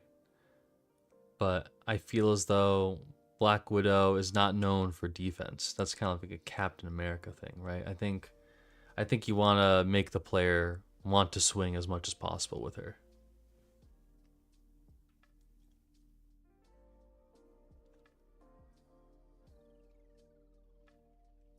That's just my take, though. So, even though I have reservations about Death Touch, I'm gonna leave it in. And if someone else stumbles upon this card and they want to edit it and do something else, or they have a better idea, I'm all ears. But I'm gonna call this one done. So the artist is Dino Ma.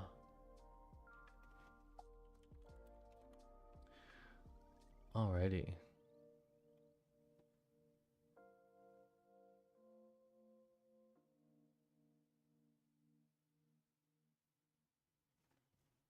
So let's do this.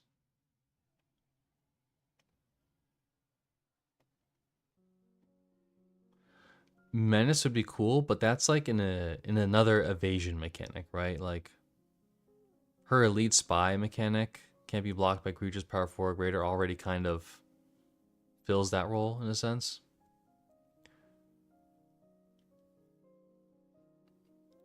Let's see here. Menace would be a lot more eloquent though, and save on text space, right? But also like if you're fighting a swarm deck, or not even a swarm deck, if you're fighting, well, I guess what I'm trying to say is that like, yeah, the elite spy thing is like my interpretation of that is big giant creatures. Like she sneaks under them, right? Like you need personnel deployed to like catch Black Widow who's trying to like sneak up on you, right? That's the way I see it, because like she's kind of sneaking through buildings, she's crawling through the underbrush, whatever she's got to do to get to you. You need eyes that are low. But the fucking the giraffes, the Sahara Desert or the Sahara would disagree a great deal because having the eye in the sky is super important. Anyways, so download, drag it in.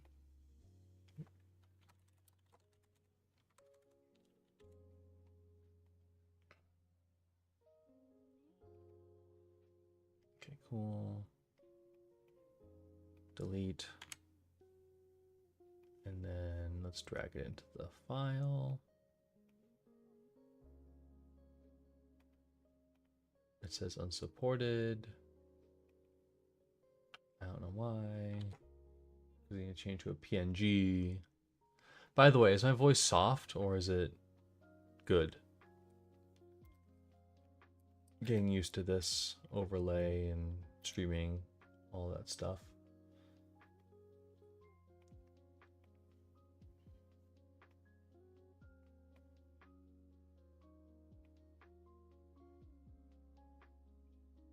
Cool. Let's fade her a little bit. Nice. So we need to remove these cards now. Get out of here. Get out of here. Get out of here. Nice, dude. You know what's funny is that I prefer two color or monocolor. Now, if you have like, you know, well, the reason why I like them that way is because it kind of really makes your mana a lot easier to manage, and you don't have to spend like a ton of money to like make a deck that's functional, right? But also, there's like a, I guess the more, how should I phrase this? The more pure the choice, I think the more interesting the choice is, right? So the opposite of monocolor is like all the colors. You just have all the things, right? It doesn't matter, right? But if you, the more you narrow your selection of cards, the more kind of like, I guess not tribal, but like archetypical it becomes. I think three colors is a good spot too, because like there's a lot of interesting, the color identities kind of shake out in triad colors still, right? There's still like an identity to them. I think when you get to four though, it's like it's too up in the air. They got too much going on. There's too much in the pot. All right, so next, who do we got? Let's see here. Oh, I moved. Oh no, we're good. Do this. Okay, we need to go to the website again.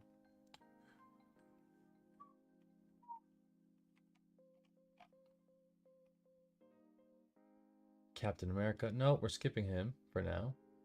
Cloak and Dagger. Okay. So, I mean, just like by palette alone, seems Orzhov, but we'll see what they can do. All right. So we're going to move this. I'm just going to put them here initially. Let's see the lore. Tyrone Johnson and Tandy Bowen. When teenage runaways Tandy Bowen and Tyrone Johnson were exposed to an experimental drug against their will, they unexpectedly gained extraordinary powers. Tandy generates piercing blades of pure healing light, while Ty can teleport himself and others through the dark force dimension. Together, they illuminate New York's deepest shadows as Cloak and Dagger.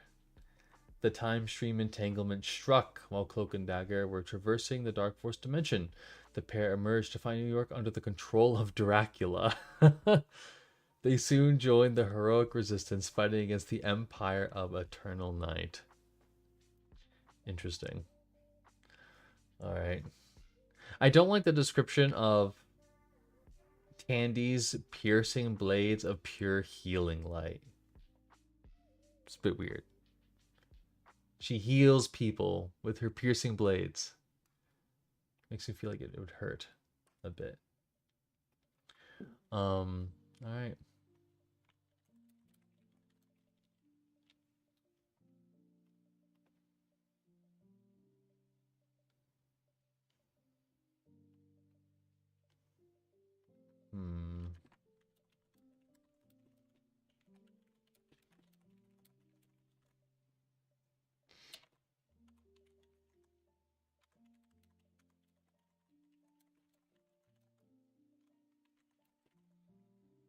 Just asking ChatGPT for some input about Cloak and Dagger.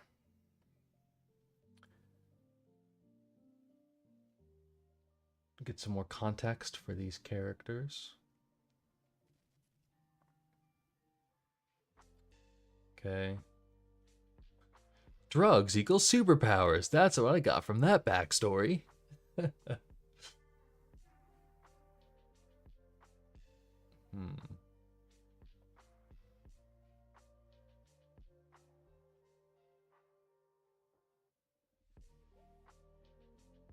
Damn.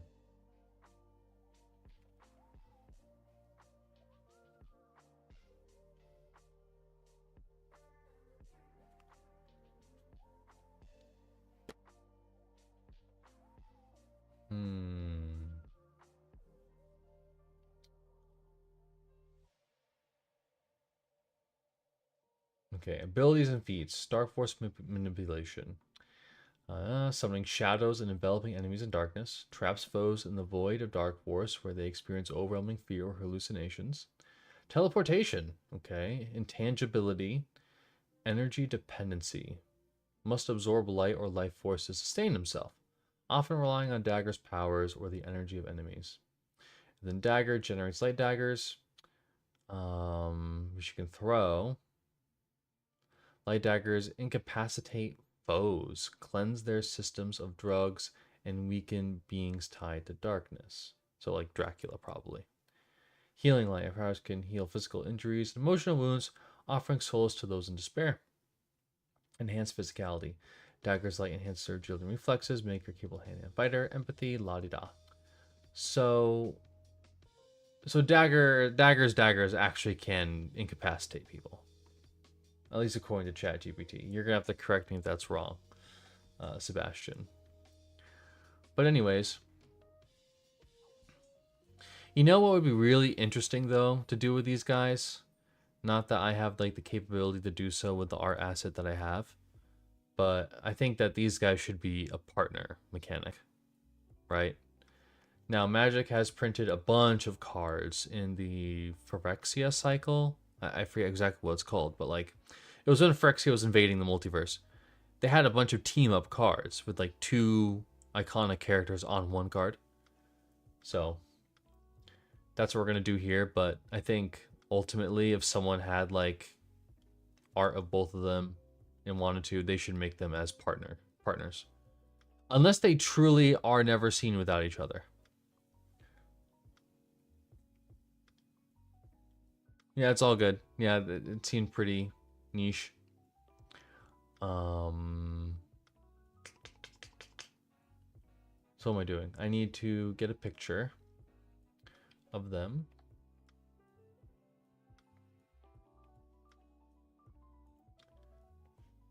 Should I just take that one or should I go down?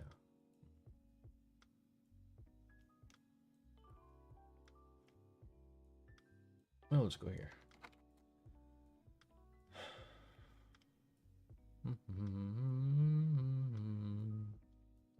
Go here, we save the file. Let's see. There we go. Cool. Hello? Oh, let me. Oh, okay. It is letting me. I'm just being a dummy. All right, cool. So we go to the site.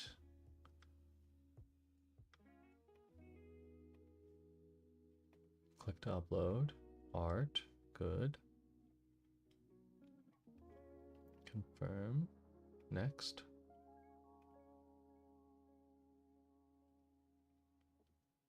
Cool. We'll get the frame. So I'm having to use the gold frame because the art asset that I have is like it's boxy in nature, so there's not much I can do about it. And now I can share it, right? It's probably gonna be off center again. Yeah. Actually, no, that's fine. It's pretty close. So let's just expand this a wee bit. And let's center the art. Bring it a bit to the left. We need to zoom out a bit.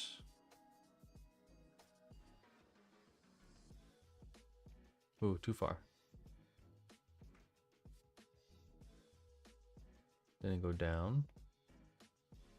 By the way, if you want to work on your own like interpretation of these cards, you could go to mtgcardsmith.com. That is the website I'm using to do this stuff.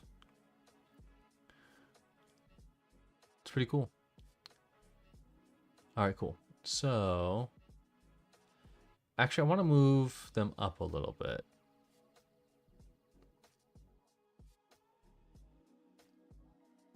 Okay, and the frame is weird, actually.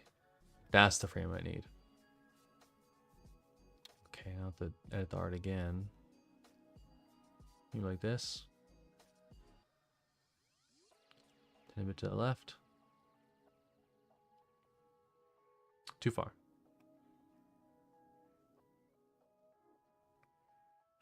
Too little.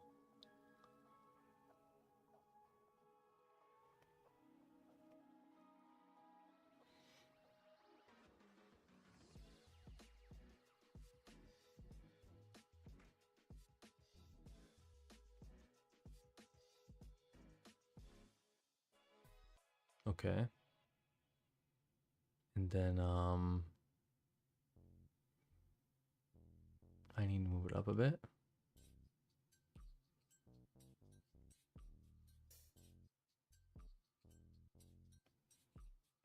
Let's go to -40. Let's go down a bit. I want his hood to be slightly cut off by the top. Nope.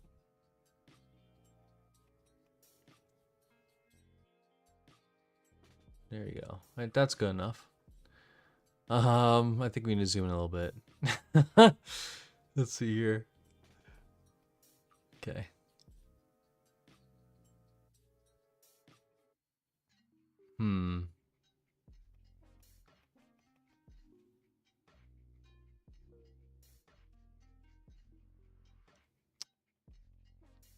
How about this? Okay, that's looking a bit better. And then we go a bit to the left, so we go down more.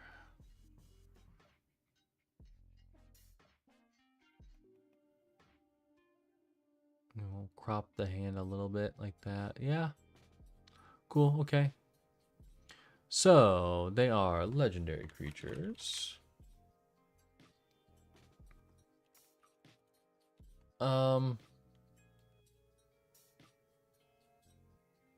I guess I'm just going to put them as human for now. Someone will have to tell me what technically they would be. I'm probably going to use the commander one again. Let's go find something else that's like appropriate. Oath of the Gatewatch.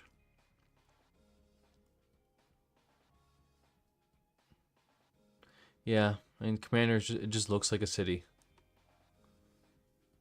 So I think that's best because they're from the streets of New York.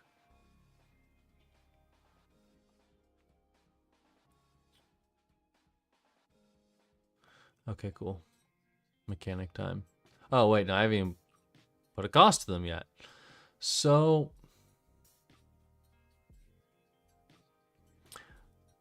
I mean, because I haven't heard of these guys, I don't really see them as like high cost creatures. Like they're fighting Dracula. But I think ChatGPT would have told me if they actually killed Dracula. And I think we have a lot of vampire equivalents. Oh, I'm thinking of Orzhov, just like white black. I might do blue because there might be another Esper guy. Because Cloak can like move between a shadow dimension, which seems very bluey to me, like, you know, phasing people out or whatever it is, right? Like doing some weird stuff. And White Exiles too. So it makes sense for white. It could make sense for white. There's just dimension shenaniganry going on. Cloak, so I could see blue being part of the identity. But also, like, doing white and black makes sense because it's two characters, so two colors. I lost my train of thought. I was gonna click on something. What was? Oh yeah, I was gonna look up vampires. Let's see here. EDH rec vampires. So they've had a ton of vampires across the years. So Edgar, who I presume is the Dracula equivalent, is a 6-drop. Asterian's also a 6-drop. That's funny. So I don't think these guys can cost more than 6 based on that, right? I think they're gonna be 4. I think they're gonna be 4. That feels right to me. Let's see here. So do white, black.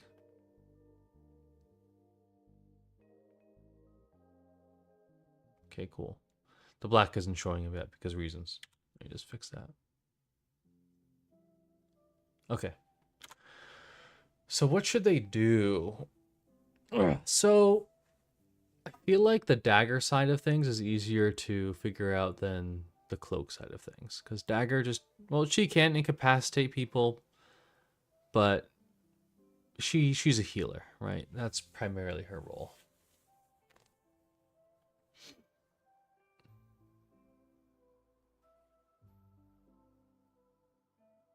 I'm trying to figure out how we mechanize that. Because, like, we could give them lifelink. And that's, like, very just simple. Because that means she's healing you, right? But I would rather some sort of, like, mechanic where she heals other creatures. Or, like, stops X amount of damage they would take a turn, right?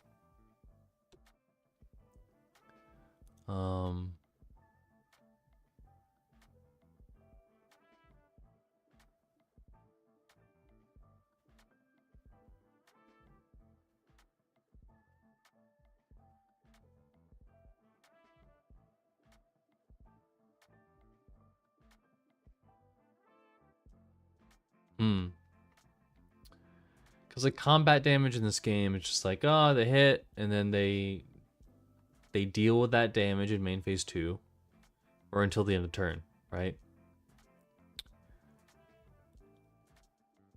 And healing in that area doesn't really make much sense.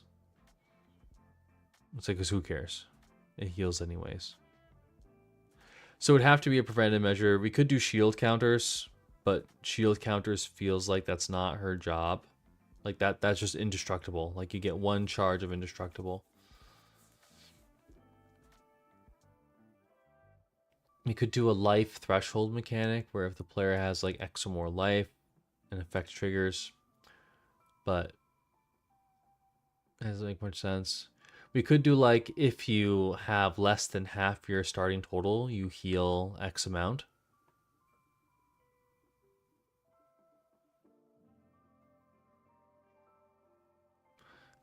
That would be really interesting, wouldn't it? Because then the deck would be about like using black pay life effects to like bring yourself south of heaven, like under 50%, and then to trigger her side of things.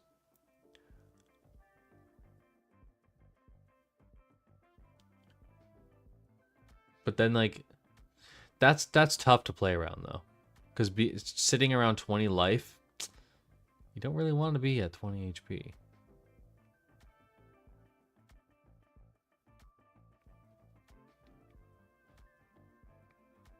And I don't think Dagger would wait for you to be at 50% HP to heal you, right?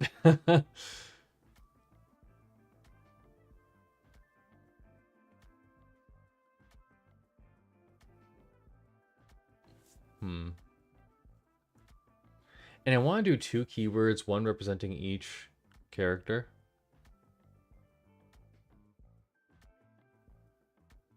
I think we need Menace. Because that's cool. Because there's two of them, right? You need two creatures.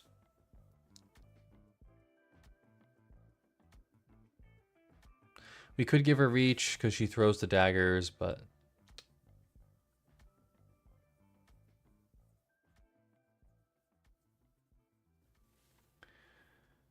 That's an interesting idea. But, like... Which of these characters is asking for that life, right?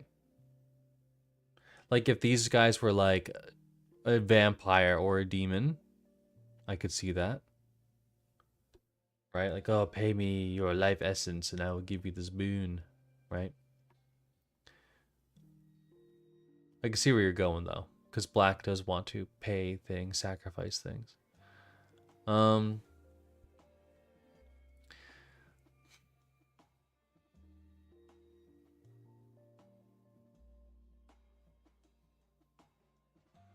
Actually, well, let's start with this. Should this card not have lifelink? Right?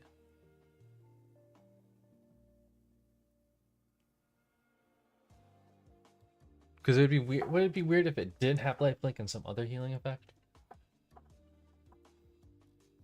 You could do... Aloro does passive heal a turn, but no one really likes that guy anymore.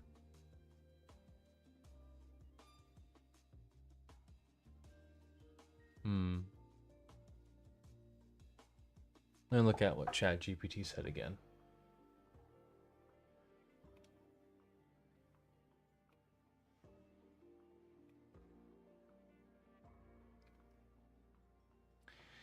He can summon shadows and envelop enemies.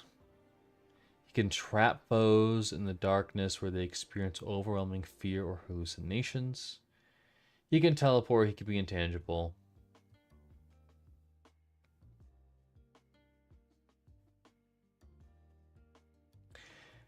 I think, you know, it's just easy. I try not to do the easy thing. Right?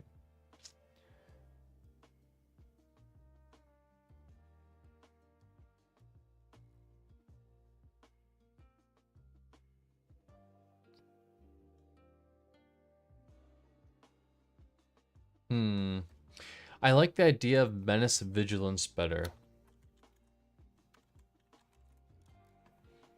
Because there's two of them. They like watch each other's back, right?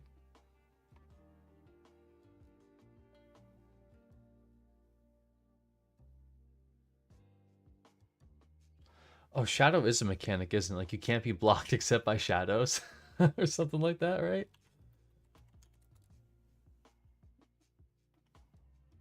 Let me see.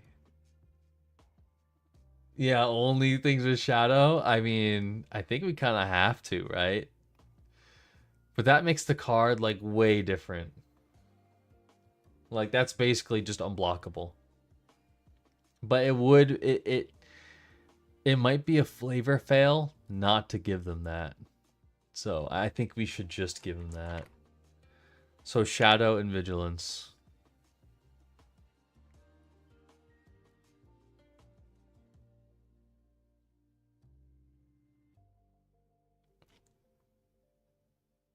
That's what it is. And then,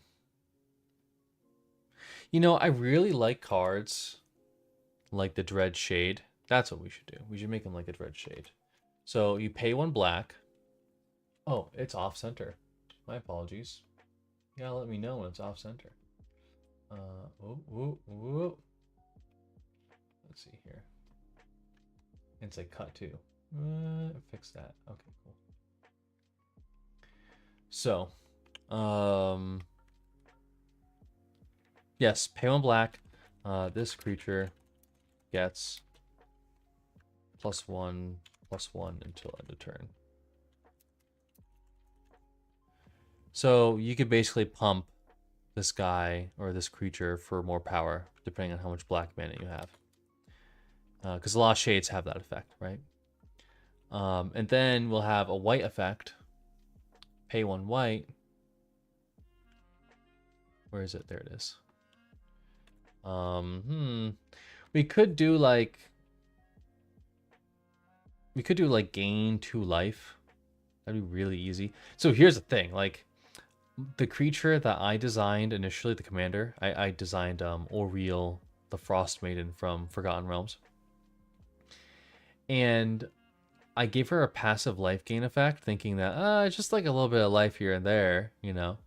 But actually, it matters in life gain decks a lot because there are certain creatures that trigger like, if you gained 3 life this turn, get this effect, right? Or if you have 10 more than your life total, get this effect, right? So life matters. So we could just say like gain 2 life. Gain 2 life. That is just very simple, but I think that's a good exchange rate. It's power and toughness. I'm thinking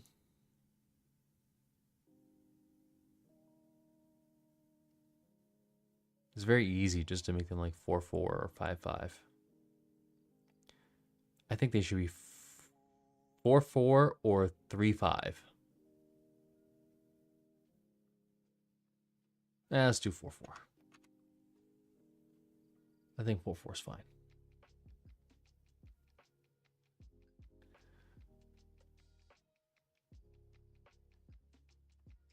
I don't like how empty the card looks. There's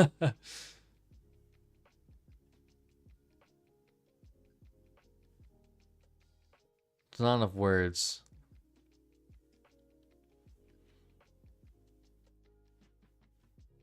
I mean, to be fair, this is a commander with Shadow, and he can pump himself.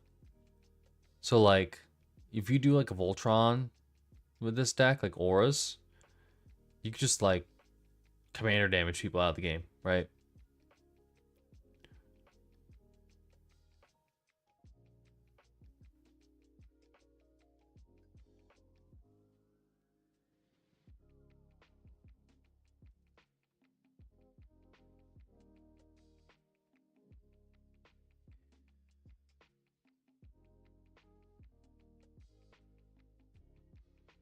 If you gave this lifelink, it would be crazy.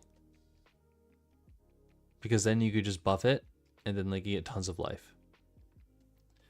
But that wouldn't really make sense with the, I don't know. I don't think it would make too much sense with the lore of the characters and how they work together. Like, because her power doesn't scale with his power.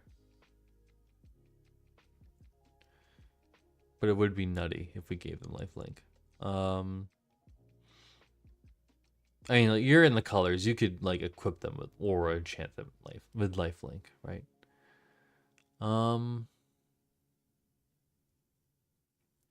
Pay 1, gain 2 life.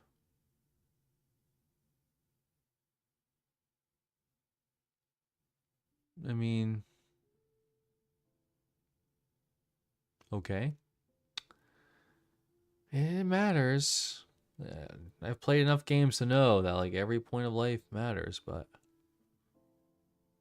the thing is like that effect is mostly useful when you're playing with a lot of like flash or instant enchantments or instant speed sorceries, right? Or instant speed spells. Flash for instant. Because then you could be like, oh, well, I'm not playing anything, so I'm going to spend my weight instead on life. And like you're up, right?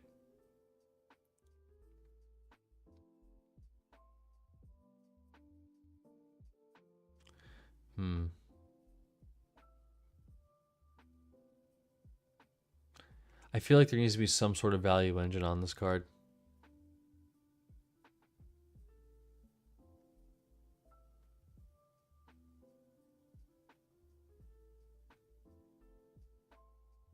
Holy crap. No, we can't do that.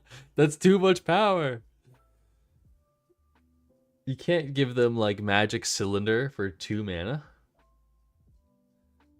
Or 3 mana. Just like an at-will magic cylinder. Because like if your opponent's playing like Hydras or something and they have like 100 swinging at you, you're like, lol, no, I pay 3 mana and you die. Or all my opponents die.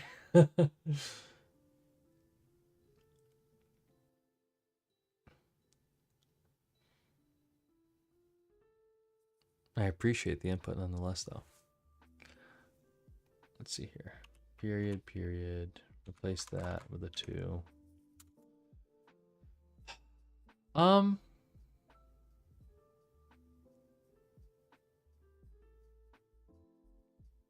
Draw a card if blank.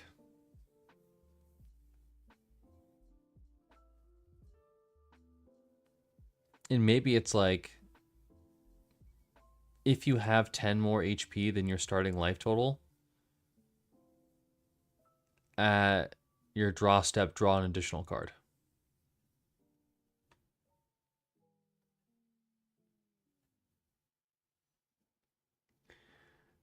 So the thing is, the magic cylinder effect, like I would want to put that on a card like Doctor Strange more, because he uses portals, right?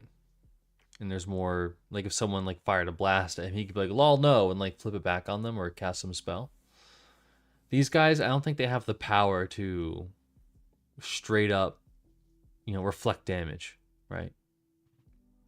Like, Cloak can like put people into a pocket dimension, and Dagger can heal, but I don't think they have the ability to just lol nope Uno reverse card.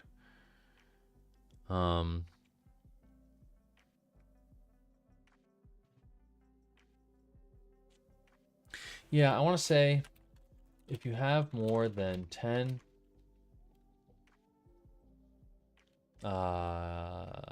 then your starting life total, draw an additional card at the, or during your draw. Yeah, draw an additional card during your draw step. So this will incentivize you to use Dagger's effect, right?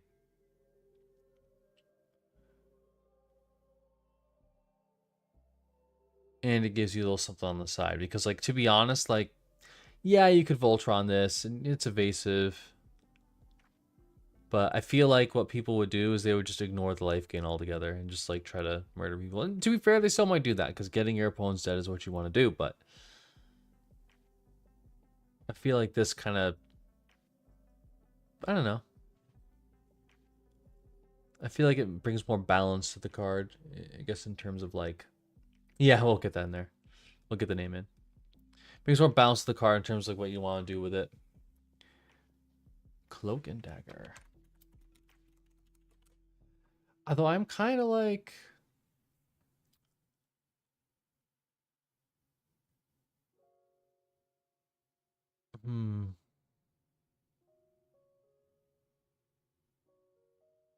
we could buff the creature even more if you have a high life total.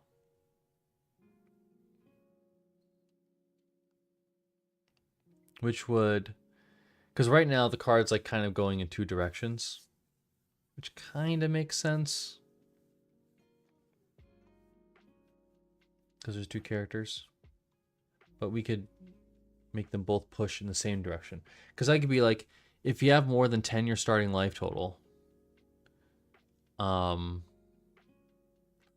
it could be like double this creature's power and toughness, let's say, right? So now the card is all about buffing itself. It's like got a pure kind of identity in that sense, right?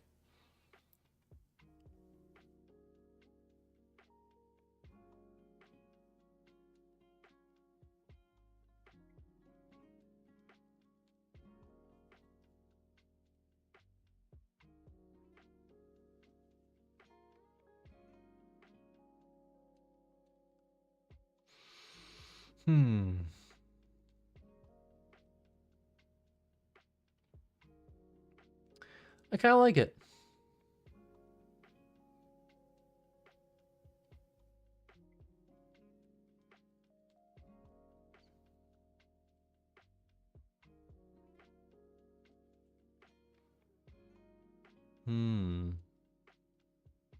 No value engine though. No card draw. But we're not in blue. I don't know. So many freaking commanders are getting card draw now. It kind of bothers me a little bit.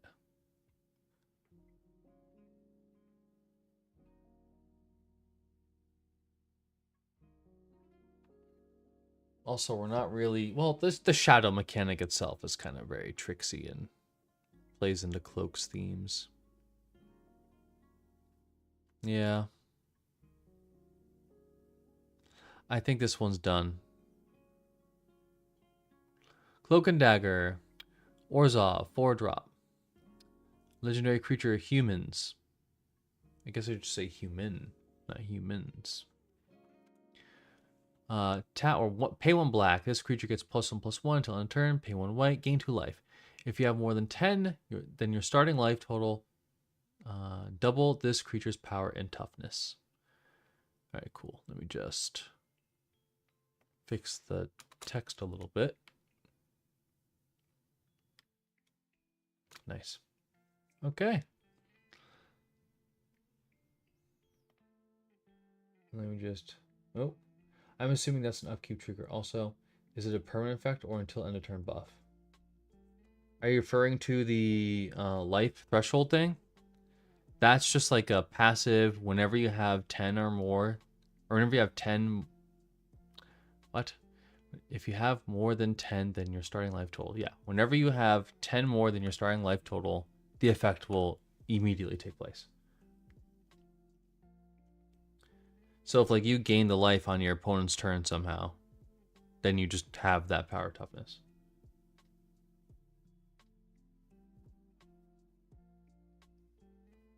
Actually, here's something I should really be aware of. So when I say double this creature's power and toughness, if I left that as is, that means that whenever you add 1 black to get +1/+1, that would be +2/+2. So I think it should be double this creature's base power and toughness. So yeah, because just straight doubling would be way too much. Because at 8/8, you only need 3 hits to kill someone with commander damage.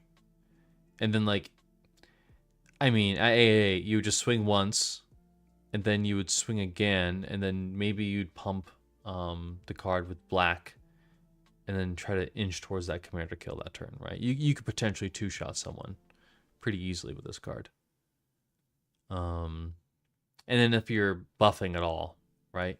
On top of that, yeah, I could see it. All right.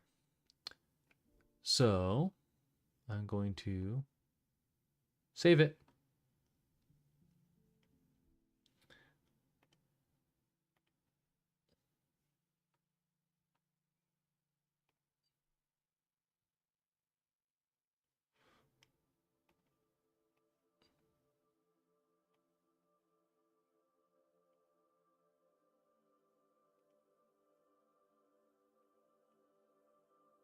Cloak and Dagger. Cool. And then I keep moving this thing. It's habit. Let's see here. We close this. We close that. This is about right there. And then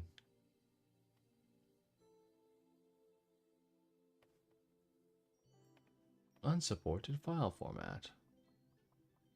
Do this. Oh, I forgot to do the thing. Can I go back? Yes, I can. Good. I need to make sure I credit the artist. Let's see here.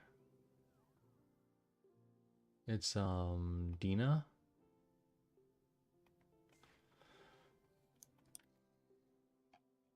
Dinoma.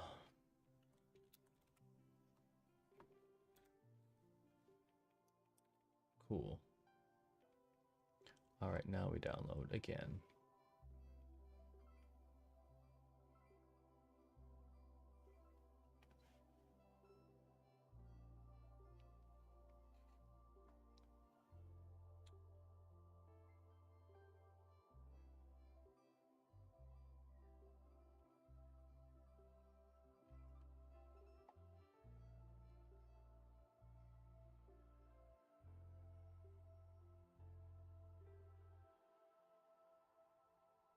Okay. Delete that. Boom.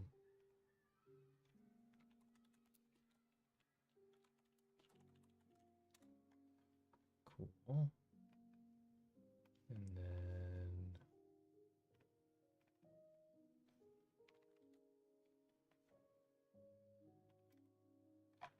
ta-da!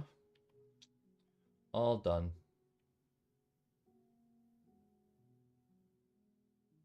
Yeah, nice. Alright, who's next?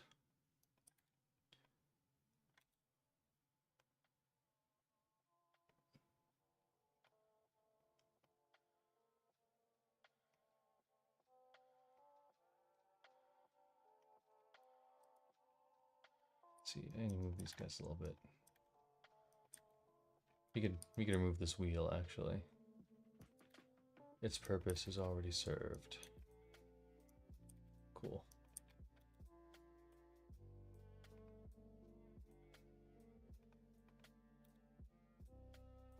Scale.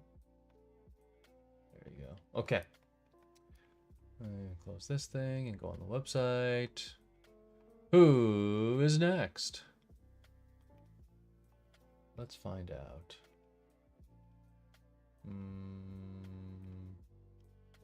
Okay.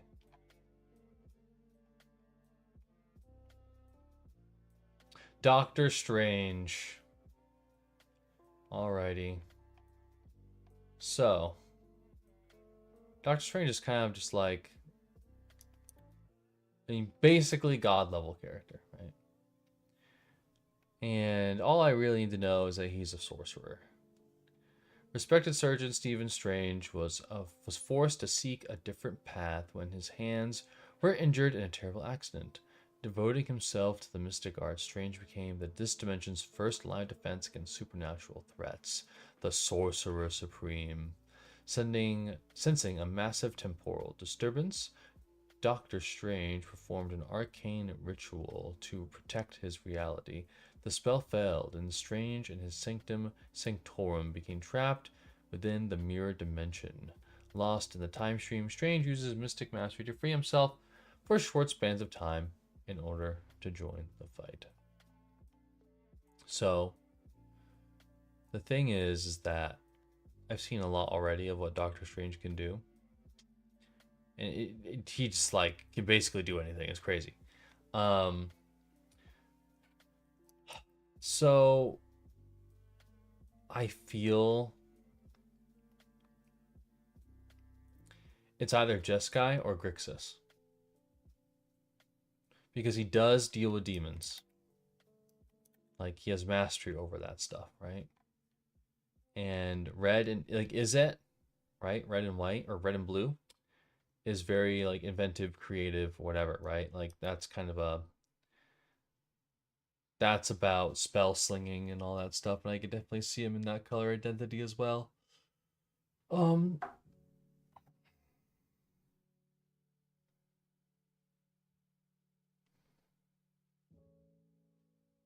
hmm.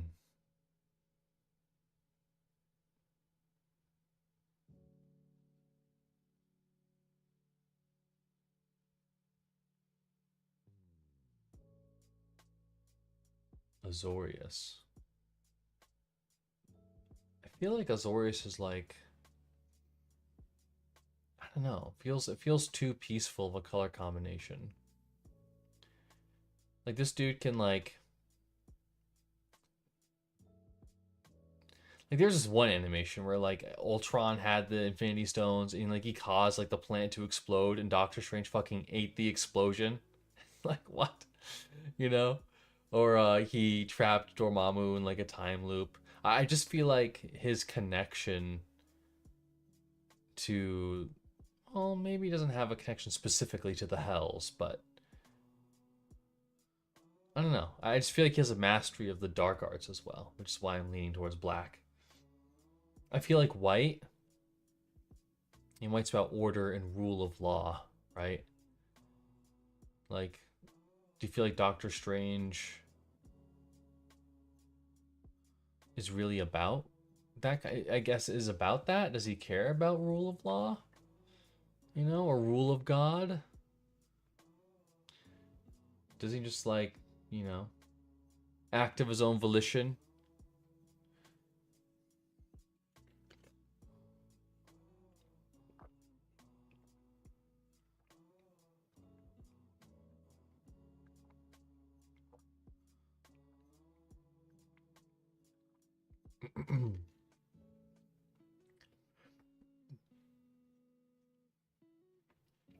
Well, let me just fix my sip a wee bit here. There you go.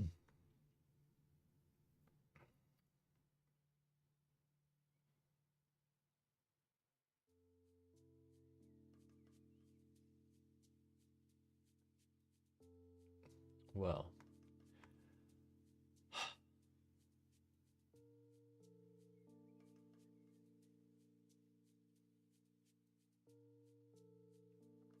I personally don't think, yeah, I personally don't think white or black has to be added. I think that they are, you could, right? Based on your perspective.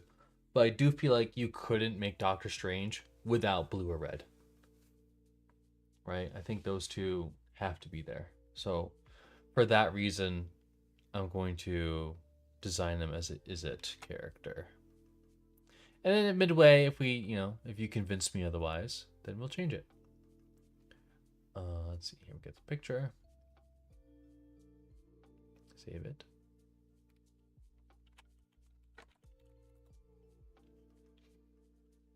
Okay.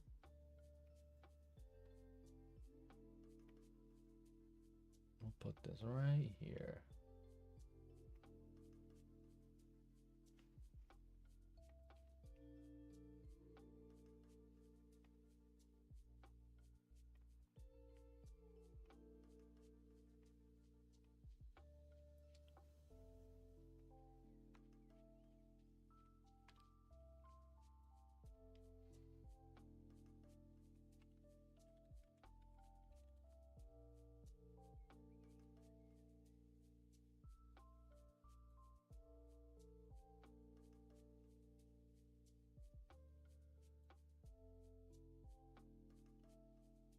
Let's get the frame.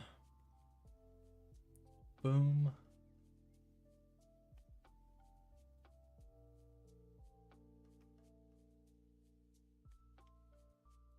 Let's move this in the right spot. Oh, why is it so...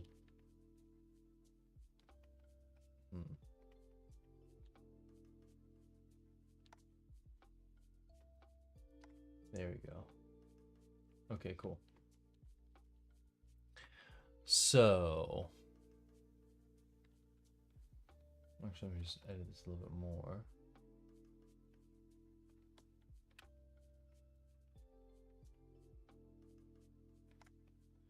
All right. So I'm thinking, actually, I want him to be...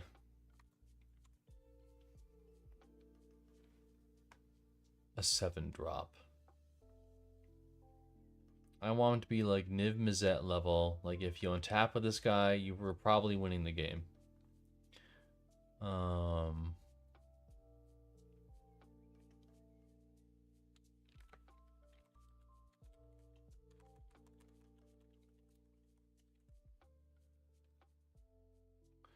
He is legendary, mythic rare.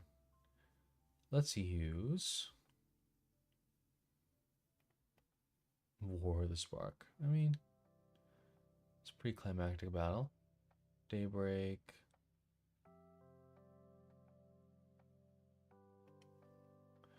Rivals of Ixalan is an interesting symbol. I think Ixalan itself kind of looks like a magic circle, right? We could do that. Kaladesh. It's very... maybe it's too organic. Yeah, it's too organic. Yeah, we're going to stick with the Ixalan one. So... he is a human as well.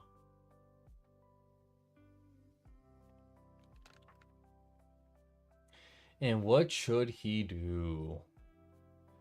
Oh, why is it off center again? What? There you go. Okay. So what should he do?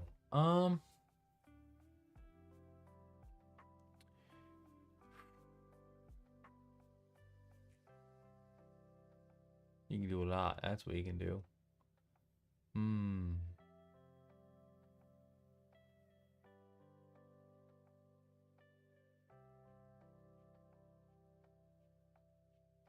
So like he's most iconic for portals. So I feel like this would be the guy to have the Uno reverse card.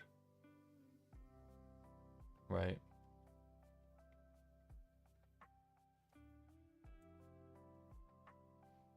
Hmm.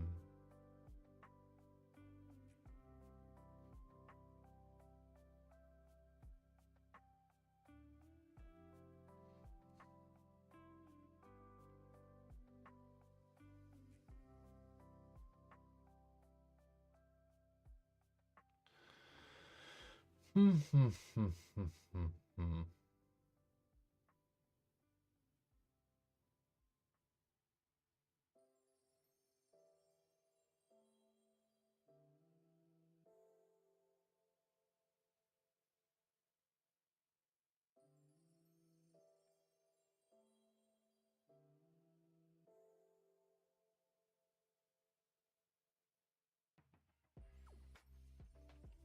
You know, given his name, I'm really interested in like giving him a synergy with odd converted mana costed cards because he's strange. And that would make for some interesting deck building, right?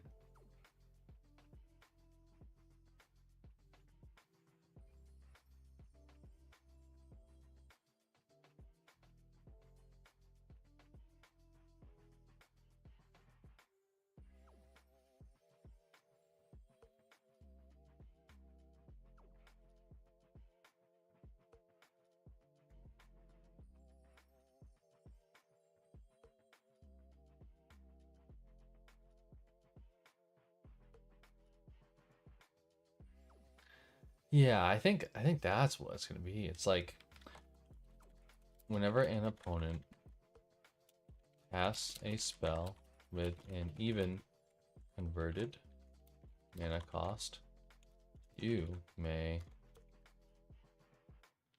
play. No.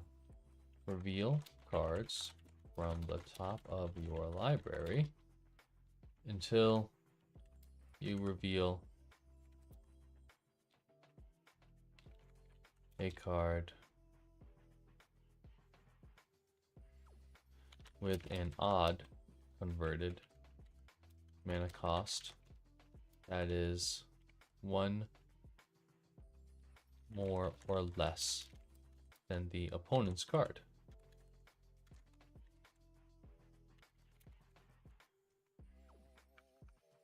So I could have went for like a cascade thing. Oh, human wizard. Hmm.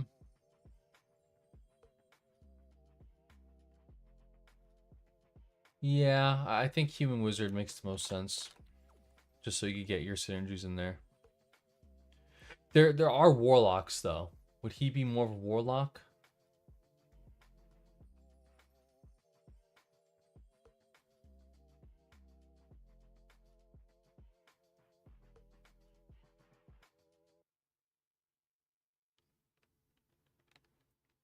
I think he would be a warlock.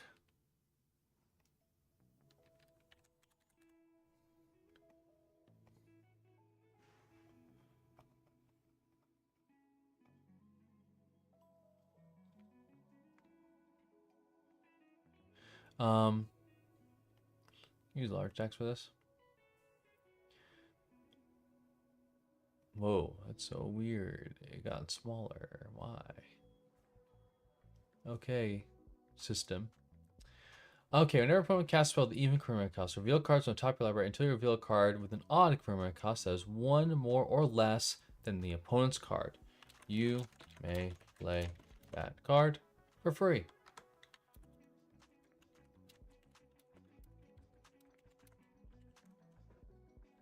Card without paying for its cost. Yeah. Yeah, like, you know, wizards, uh, they primarily study, right? To It's kind of weird. It's more academic, right? It's like, oh, we've collected all this knowledge about how you lay the runes and say the words and you cast a spell and whatever, right? But Doctor Strange, I feel his studies are more, you know, are just more like esoteric, like, um, more emotion, right? Like this is like bumping into the Babalai saga, right? Or bumping into like a demon or whatever it is, and like you learn their tricks and their trade. He's got a bit of both, to be honest, right? But I don't know. I feel like Warlock is closer to him. Could be wrong though.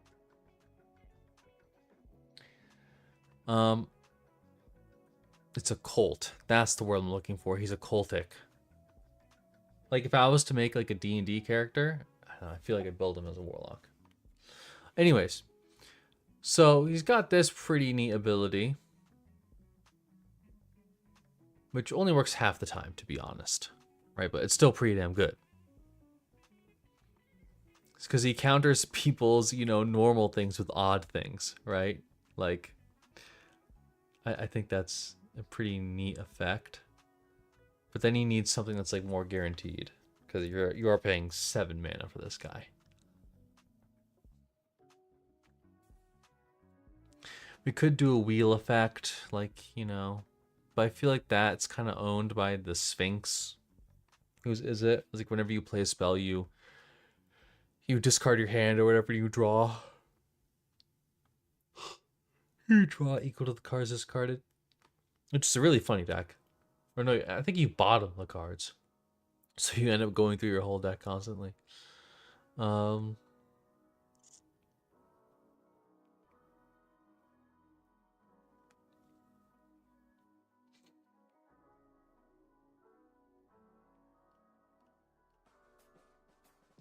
hmm.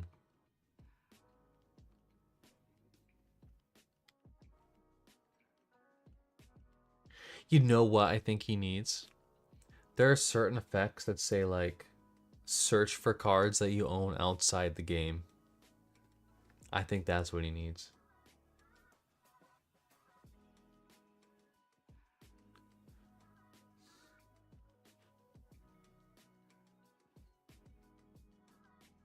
Like maybe like during your end step, search for a card you own outside the game, add to your hand.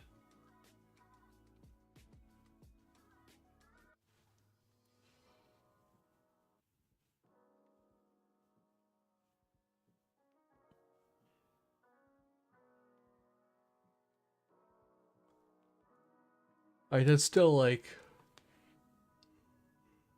oh,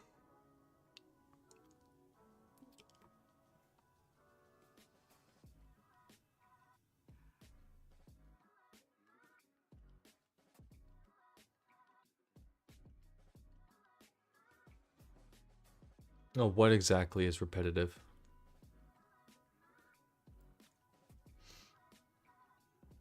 But yes, he should certainly have flying.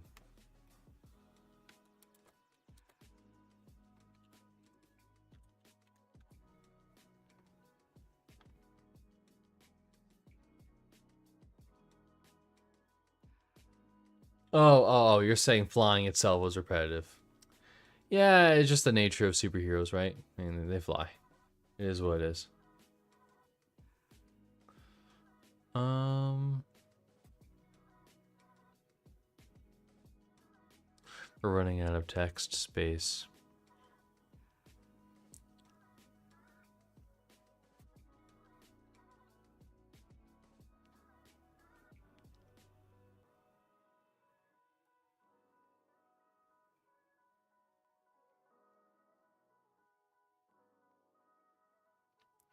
I could save on space if I just use CMC instead of converting mana cost.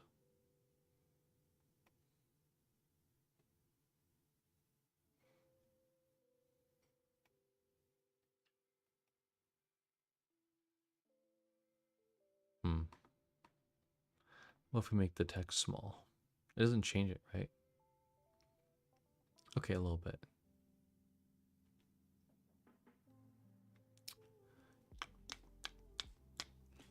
You have to enter here because the is clipping. That more is way too close.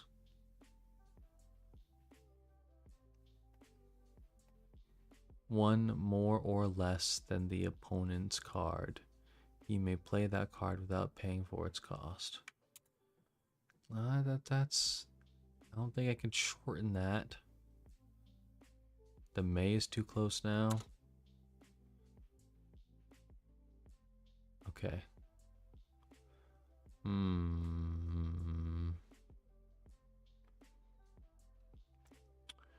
Reveal a card.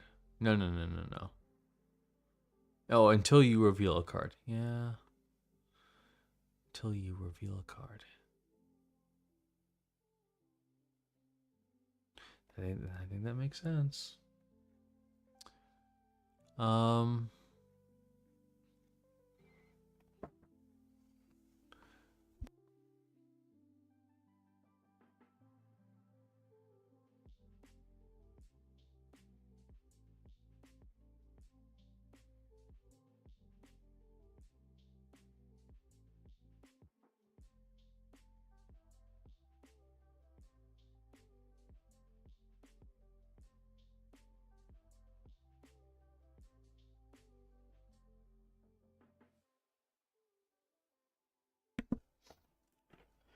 Okay.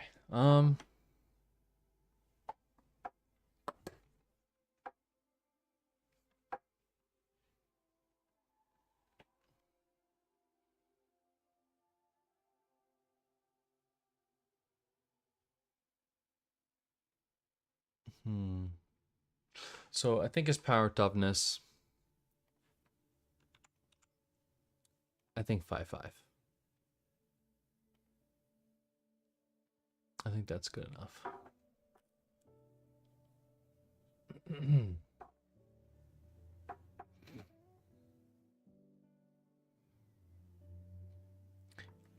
I mean, he should definitely have ward, right? What should his ward cost be, though? And probably just mana.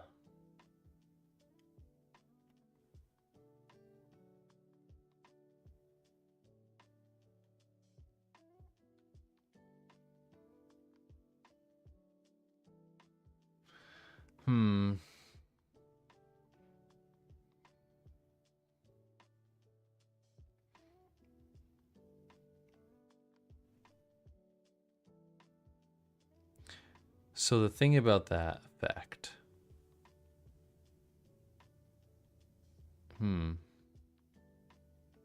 So it is guaranteed value, right? Which is good. But you only get it once a turn cycle. With the effect that I've written, there is a potential to trigger it multiple times, right? And Strange, I mean, the thing that sticks out the most to me in my mind is that Strange can like whip out a ton of just crazy spells in succession, right? But also, you know, this is an effect that an opponent can play around very directly. So I'm not totally convinced about how I've written it yet, but you know, those are my thoughts. Oh, both? Oh, I mean, yes, maybe, right? Yeah, maybe we could do both, but I don't have a lot of space left. Let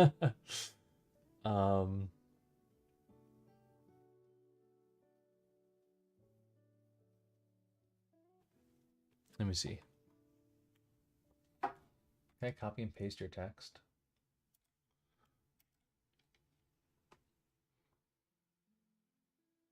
It goes off the card. What if we do very small?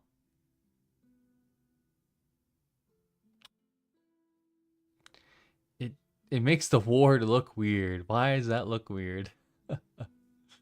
Well, let me delete it and add it again. See if it fixes it. Wow, it changes that size too. Damn. Damn.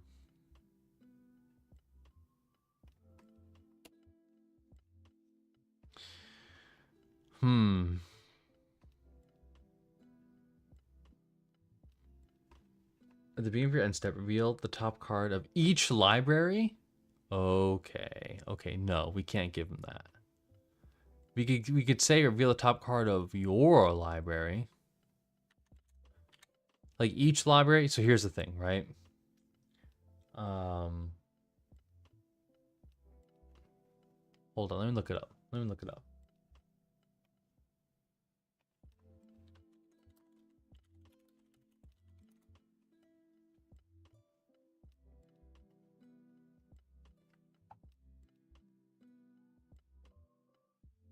Okay. So basically, that effect is just a Tali Primal Conqueror. Right? And a Tali Primal Conqueror is like bananas just because of that effect alone. So we can't go that hard. Especially if Strange can like trigger off of every opponent's spellcast, right? So, at the beginning of your end step, reveal the top card of your library. Period. You may play any card revealed this way with an odd mana cost without paying its cost. You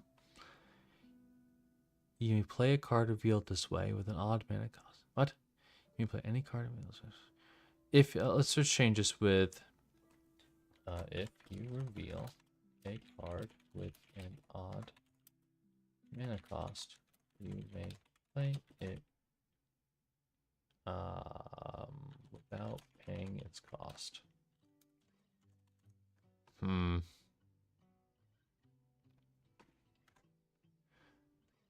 we just delete this line and save space?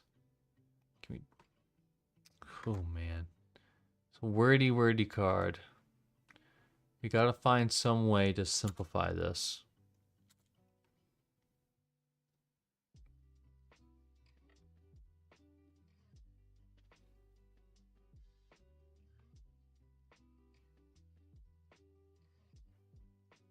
And I could just say whenever an opponent casts a spell with even Cascade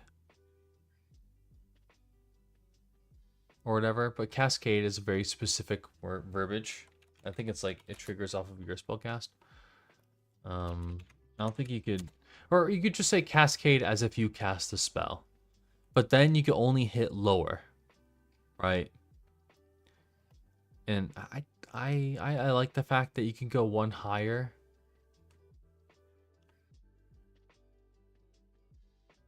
I'm just gonna say Cascade. I think that saves text.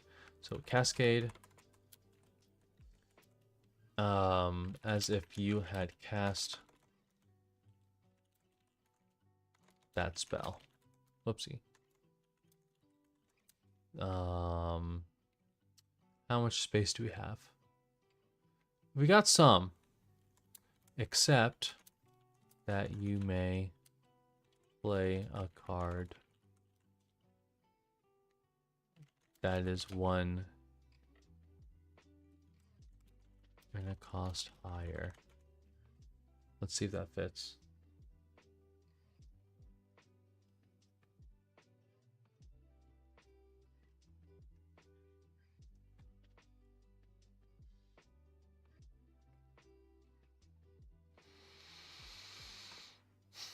These are good points.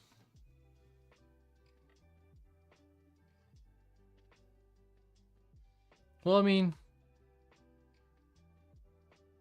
sure, like Atali triggers on ETB, but like ours is almost that, right? We just have to wait to the end step.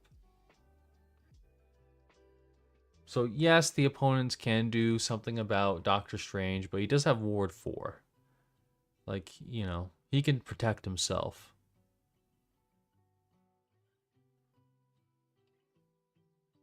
So he's likely going to make it to end step, right? Unless someone's got like Tegwill's Scouring, like an instant speed board wipe.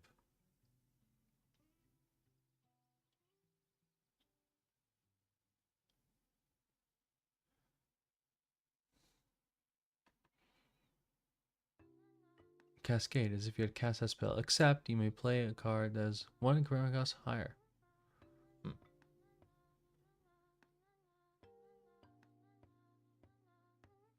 You could whiff. What? Wait, let me read how you read it again. Oh, okay, yeah, I see what you mean. No, that's important.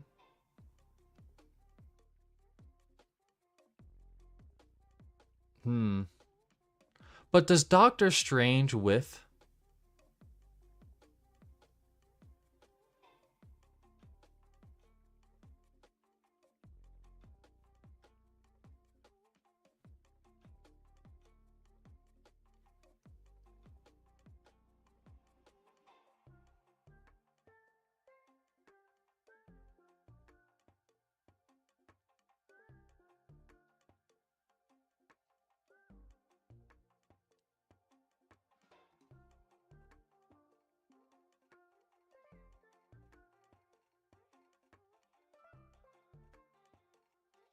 I don't think Doctor Strange whiffs.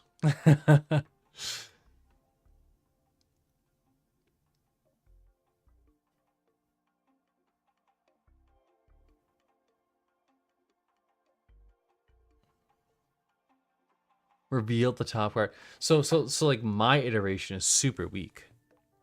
Because I didn't even like register that you could whiff. I think it should be... Fuck, what should it be? At the beginning of your end step, reveal the top card of the library. If you reveal a card with the odd command cost, you may reveal a card. Reveal the top card of your library until you reveal a card with an odd mana cost. That's how I would reword it. So that when you cast Strange, you're guaranteed to cast another spell with him.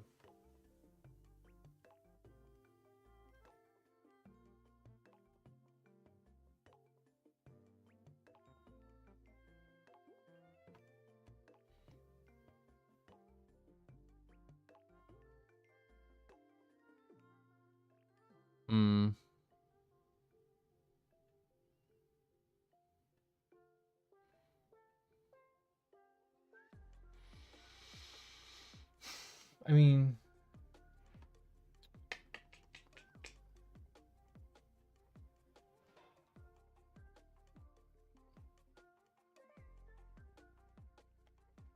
Yeah, I mean, you know what? We'll go with yours. We'll go with it.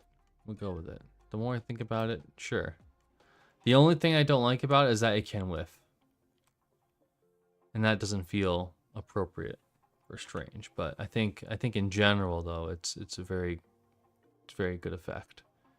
Because like, it can whiff a lot. Like not only does it whiff on lands, it whiffs on even converted mana cost cards. Which is tough.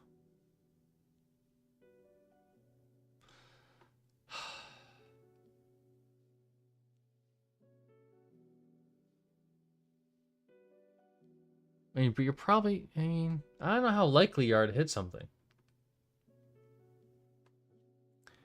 My guess would be like 25% chance to hit something. Because like, well, I mean, if you're playing like CEDH, not that I'm really balancing these cards with CDH, but whatever. Like most people, let me just back up and say most precons have like 37 lands, right? So that means there's like a 60% chance to hit a card, and then half those cards, you know, are odd. So 30%. So you basically have a 30% chance on each opponent. So you have a 90% chance of hitting something. I'm sure that's not how the math works out exactly, but right? It's like 90-ish, maybe 70-ish or whatever.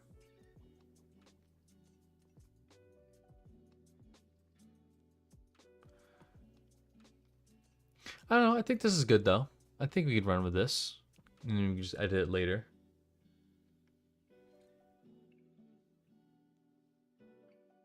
It's definitely possible for him to whiff. I don't know. He's pretty sharp. He's doing some fucking banana stuff. All right, in the Avengers, in the fight with Ultron, he is crazy. But anyways, all right, we'll go with this. It's good enough. So, Doctor Strange is a 7-drop Izzet, legendary creature, human warlock, flying, ward 4. Whenever an opponent casts a spell with an even converted mana cost card, cascade as if you had cast that spell, except you may play a card that is one converted mana cost higher. At the beginning of your end step, reveal the top card of each library.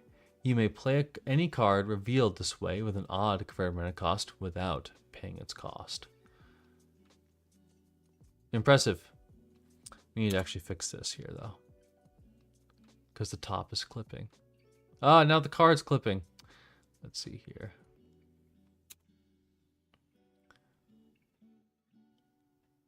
Nice. Now you just have to convince your friends to let you play this card. It's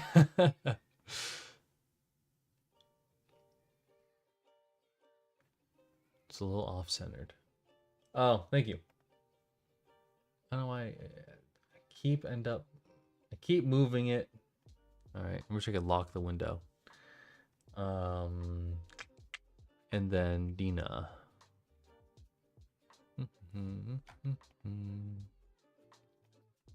Dina Ma or Dino Ma. All right.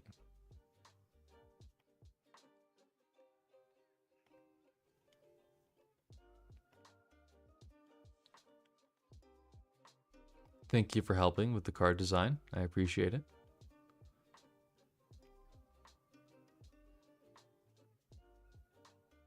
You know, I have a really funny idea for Thanos, by the way.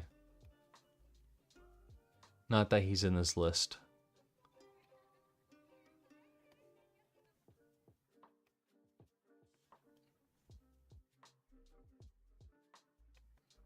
Oh, not share. Shoot. We need to save it. Where's the save button? There we go.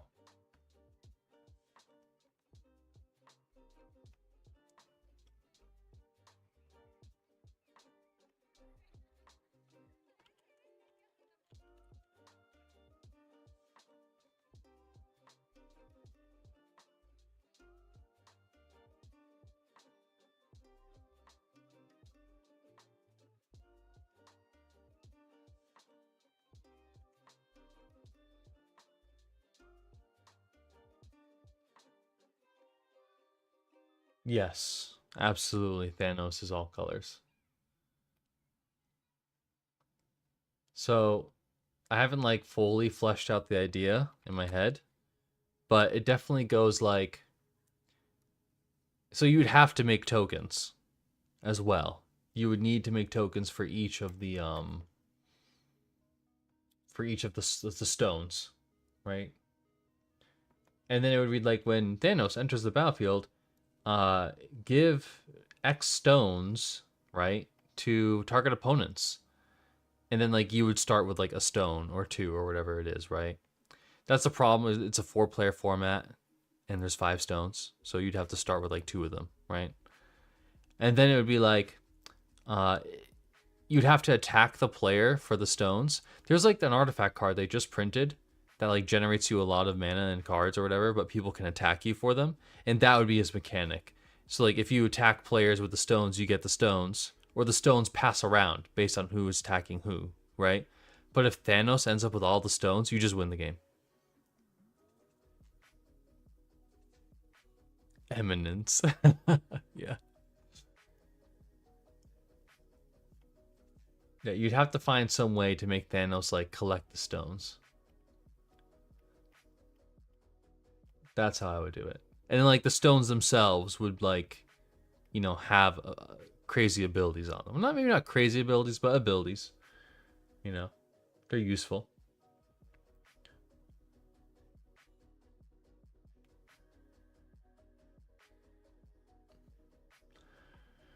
All right, I'm gonna do one more card before taking a break.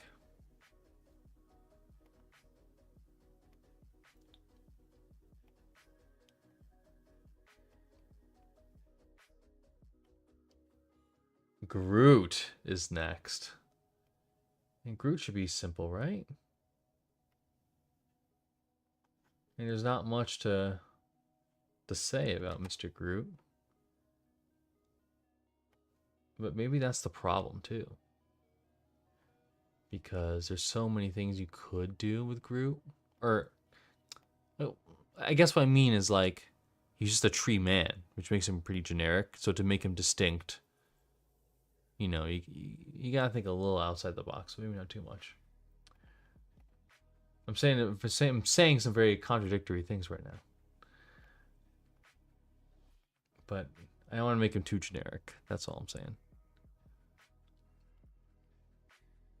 All right, so did I do right? Did I take the picture? Let's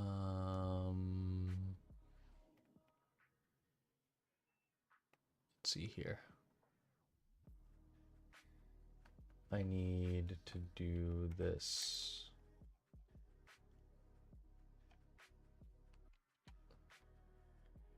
Take the picture again. Click this before it disappears. Save. Into this. Yes. Then go here. Hello? Oh, there you go. Cool. I'm just happy my computer hasn't crashed this whole session. I've been having issues. Oh, no. Save this.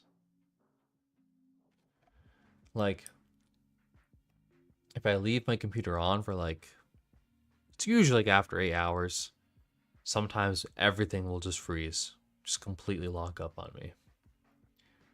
I figured that might happen during the stream. Groot. Alright, what'd you say? Groot is mono green or Selesnya. Yeah, I totally agree. A partner with Rocket Raccoon. We have to do that, right? Like that has to be a thing. Okay, all right. Well, let's get. Well, I can't do both of them side by side. You know, like, just won't happen. But yes. So let's get the picture. So he's definitely green. That's just 100%. He goes in the green bubble.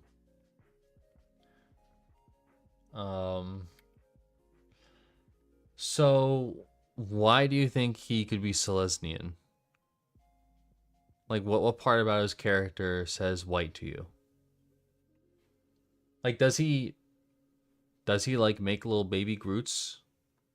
Like, as if he like swarms people, I could see white.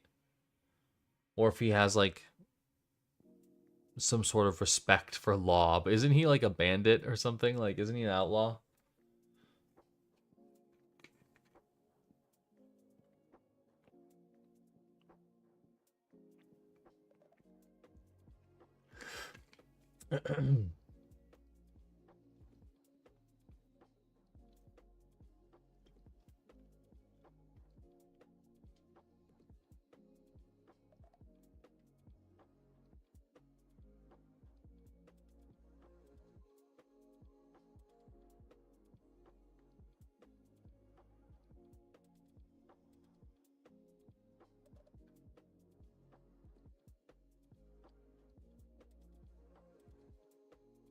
Oh, yeah, no. The art we're using is full-grown Groot.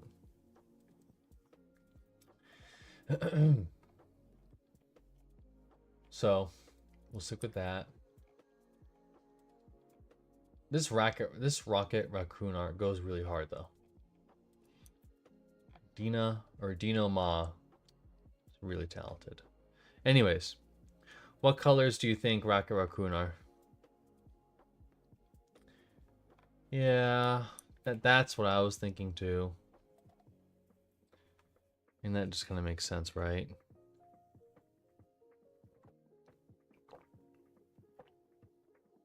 Well,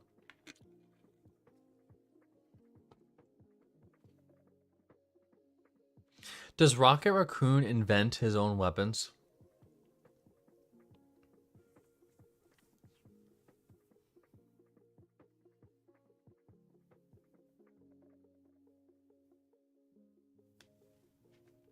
Because if Rocket Raccoon invents his own weapons, he could be Izzet. In fact, he probably would be Izzet if he does that.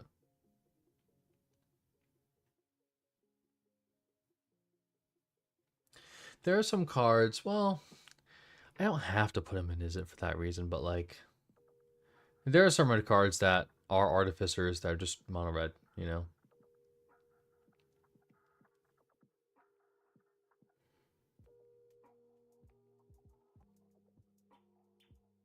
Like Mizzix of the Is Magnus is it? There's some pirate chicks that are Is It. There's a gunslinger that's Is It, like a from Thunder Junction. Um what's his name? There's a Tyrannid guy who's a kind of a bandito. He's Is It.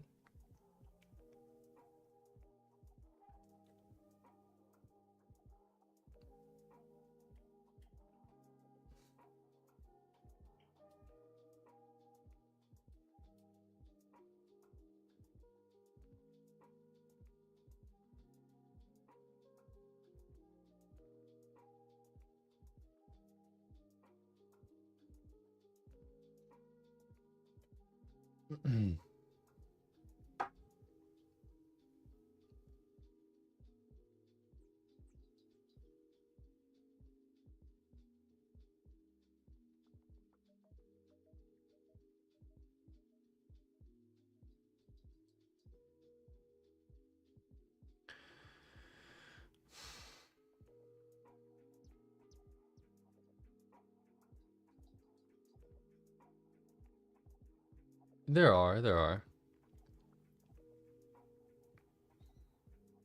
And I think based on what I've seen, and I haven't seen any of the movies, like I've seen clips of the movies and stuff.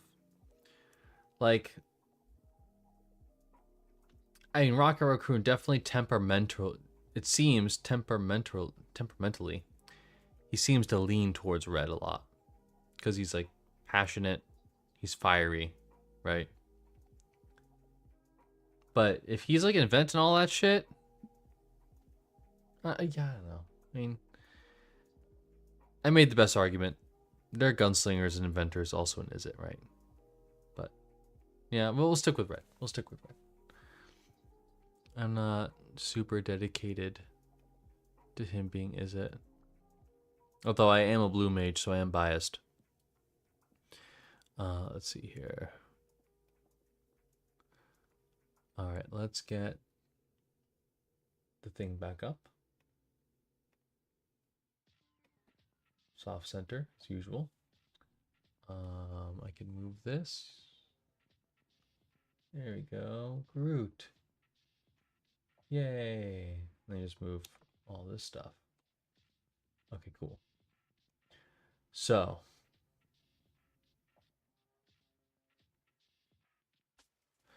the thing is, well, let's just start with the basics. He's definitely a legendary creature. He's definitely mythic rare. Can you put a little tree on him? Is there any symbol that's of a tree?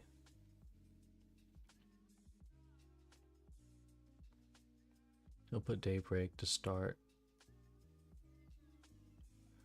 You know what? We'll do Kaldash. It's very curly. Alright, so he is a Ent. I think we do have Ents in MTG already. Or Tree Man? Not sure what they're called. They should be called Treants, to be honest with you. MTG, Tree Man? Is that a card type?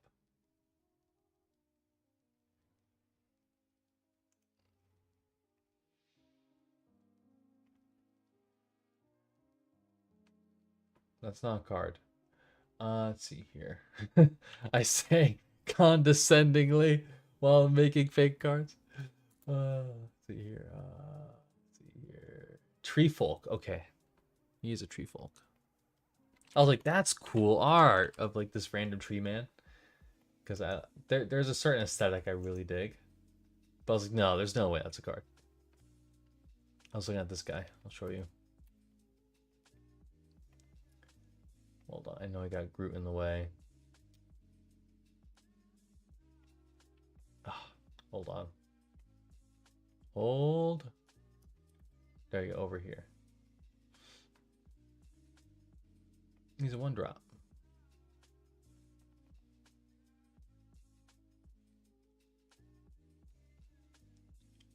Tree Folk Rebel. Yeah, there you go. Cool. Okay. We'll get rid of this. Let's see. Dart. Eh. Oh, it's off center again. Let's see. There we go. Cool.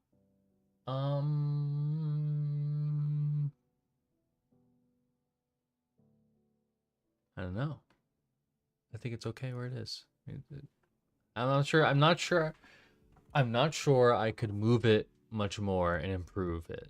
Right? It's like doesn't really matter. So reach, trample. I mean, how big is Groot? And Groot's like maybe twice the size of a person, right?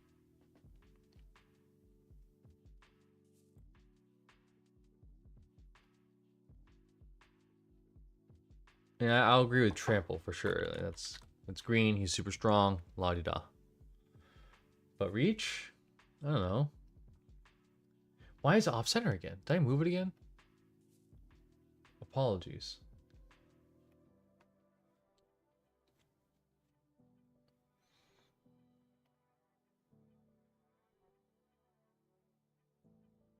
I have goldfish brain and just keep moving the window without realizing it. I don't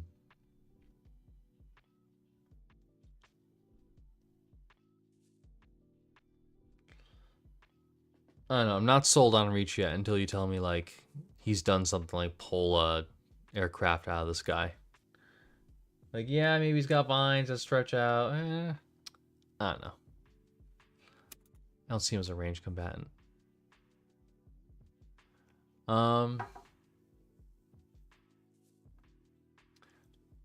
So the thing is, like, I just don't know, like, where to put Groot. Like, we could easily say his power toughness is equal to, like, your lands or whatever.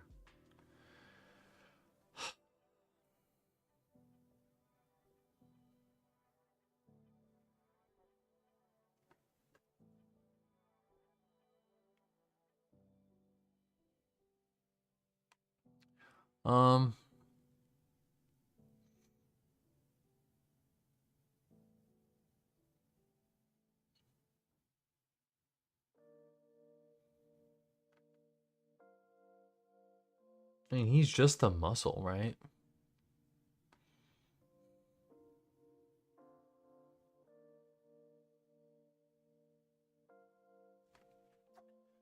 You could make a token for him.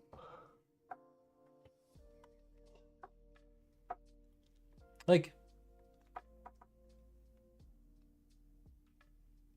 so I remember you, well, I should say, I know Baby Groot is a thing, but like, how prevalent is it? Is it like whenever he dies, he drops a seed and there's the Baby Groot? Right? Like, is it like a Phoenix type deal where like you can't really kill Groot, he always comes back? Because if that's the case, we could do something like if Groot were to die, instead transform him, or he becomes like a 1/1 and then he grows. And so he's kind of like this perpetual threat or whatever.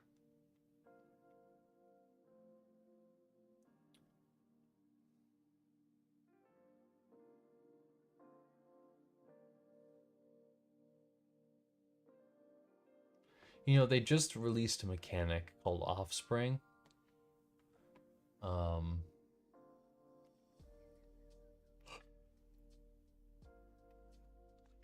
Let me see what the verbiage on that is.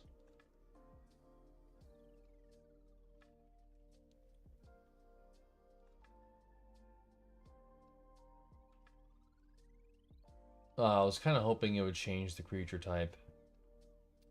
Okay. That's a shame.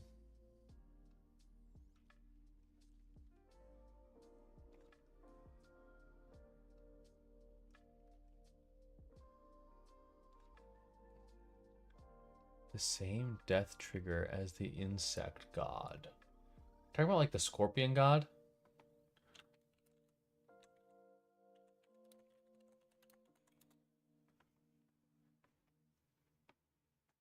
Like there's the locust god, the mantis. Is that a real card? No, that's not a real card. I was like, the art's pretty kick-ass, but I don't think that's a real one. The scarab god.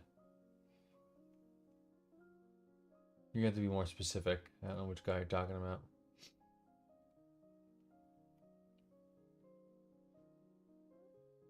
Oh, they all have a death trigger? When it dies, return to the owner's hand at the beginning of the next end step.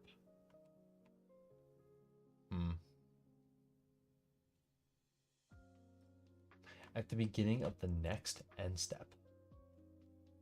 Okay, so basically he's always going to your hand.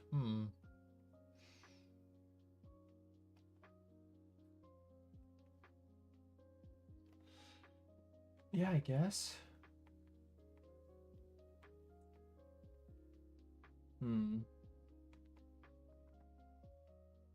But is that flavorful?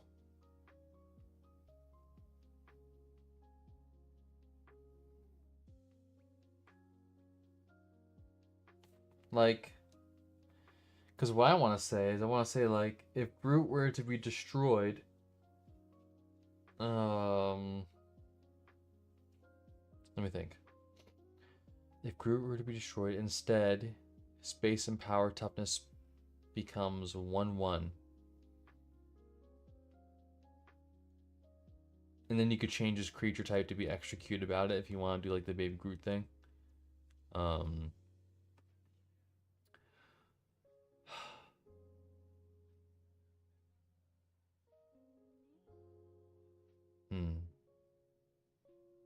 And this effect only triggers once per turn.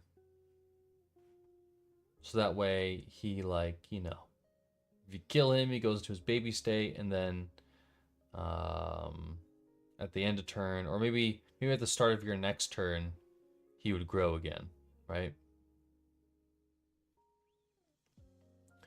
We could do counters.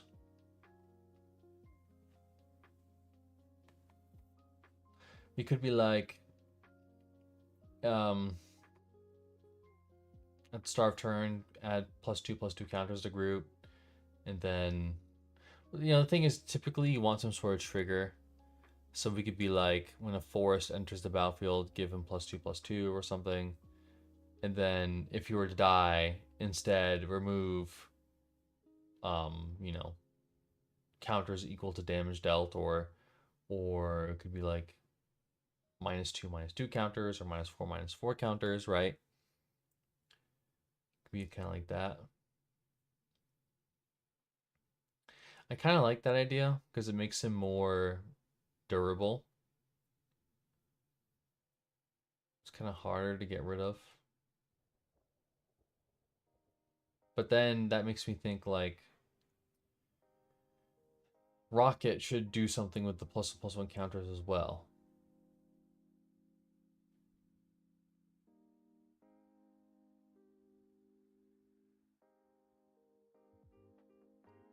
I mean, the two don't have to synergize directly, but it is nice when they do, right?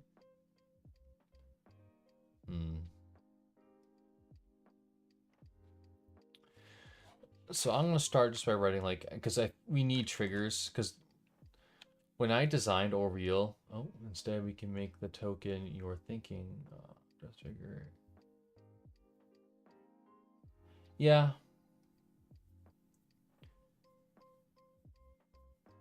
Yeah, we could do that. I think the +1/+1 counter thing is just more eloquent. So I'm really leaning towards that.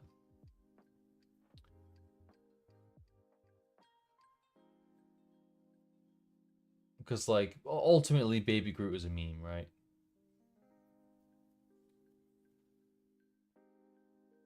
It kind of feels ham-fisted. So when a forest enters the battlefield during your turn, yeah. Add +2/+2 counters to Groot. And then if Groot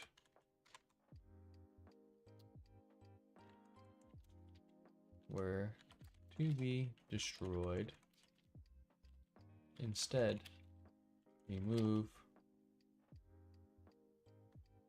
4 plus 1. Oh, I'm writing this wrong. There are no +2/+2 counters.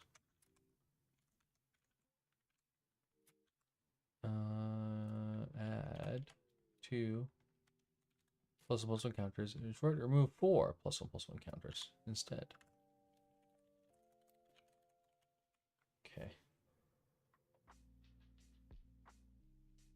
Oh, yeah. It's all good. I'll just remove that.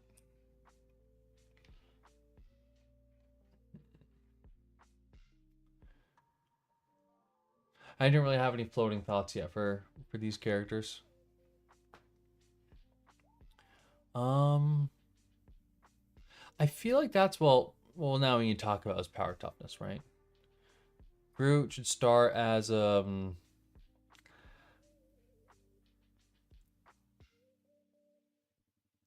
what should he start as?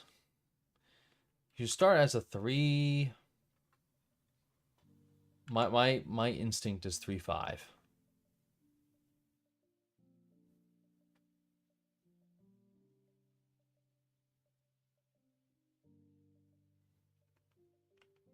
That's my instinct. And how much green should he be?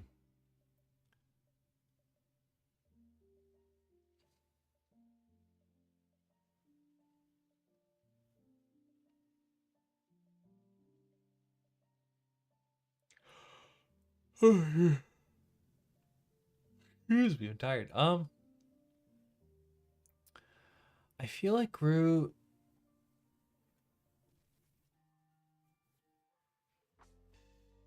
Oh, I need to add the partner thing. I don't know where that goes. I think it's at the top.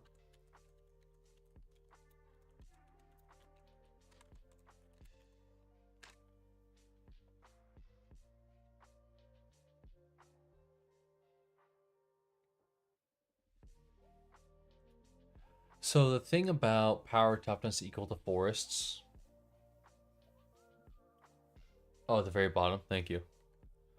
Let's see here. Cut that. Okay. So I feel as though power toughness equal to lands.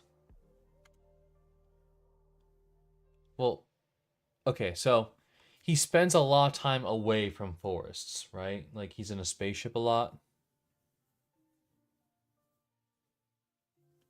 Like if he was like a spirit of the woods or something like this, right? Then that would make more sense to me.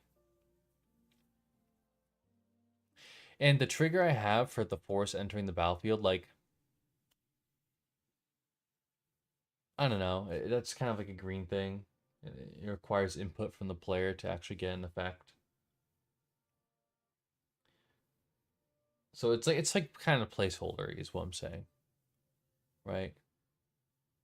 And that could trigger a lot in a green deck, by the way. See, I play Cultivate. I play Search of Discovery or whatever. Right? And then you're like doubling counters in green. That's pretty scary.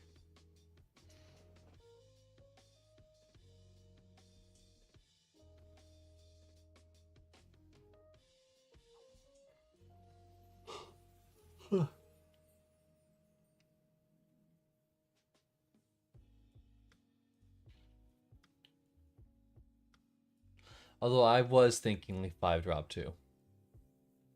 I think 5 is pretty good. 3 green? Yeah, it's fine. I concur.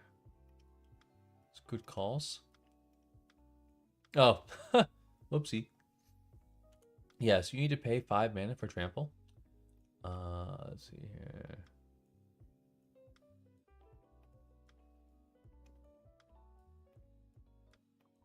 Cool.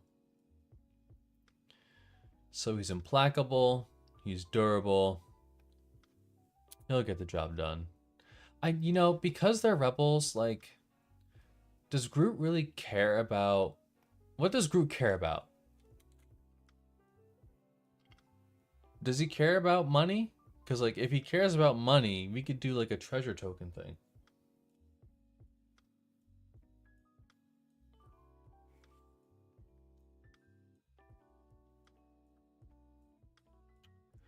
Equal to lands? I don't know if we could just do lands. Yeah, maybe.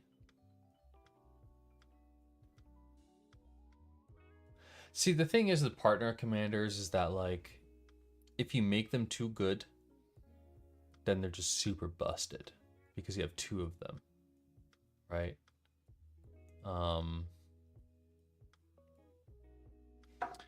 Because, like, the thing is with the land scaling is that, like, if you in green can ramp faster than you lose this commander, if you will, right? Like, there are cards that are like, search your deck for 10 basic lands. Like, there's more words than that get you the 10 basic lands, but you can get cards that do that. And then by the time you're at like 15 lands, you're just slamming down Groot every turn because it's just value, right? And then you have Rocket Raccoon in the background, and we don't know what he does yet.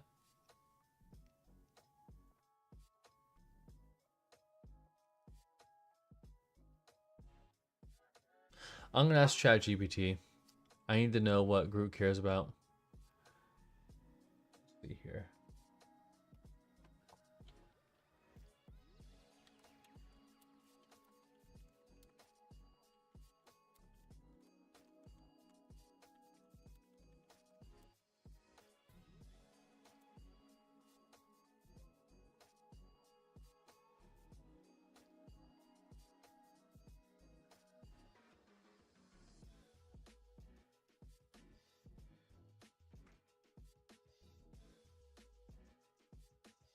Groot is highly intelligent? I don't believe it.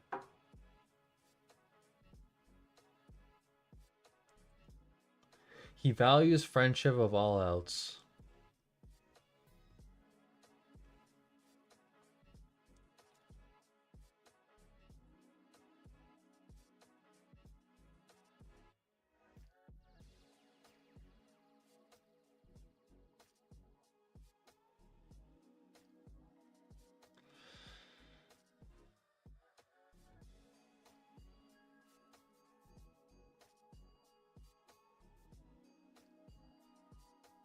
Plant manipulation. Hmm.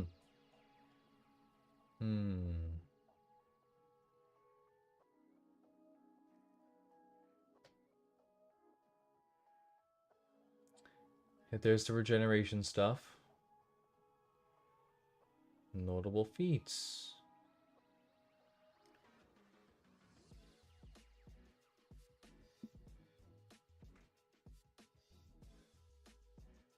Rocket Raccoon translates for him. Find that kind of impossible.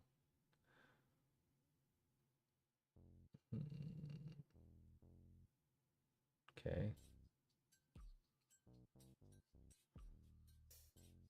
Hmm.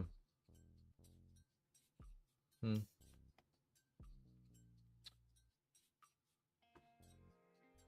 Okay. Let's see here. Whenever an opponent taps an artifact for mana, destroy that artifact unless they pay 2 generic.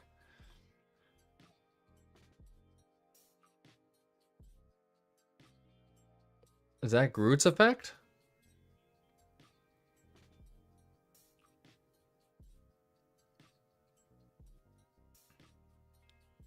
That's kind of crazy. That's it's crazy because that turns off all your mana rocks, right? Like you just can't tap them.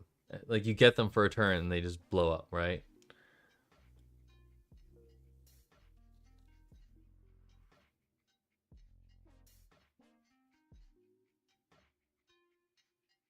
A stacks effect? I don't know. I'm not feeling it.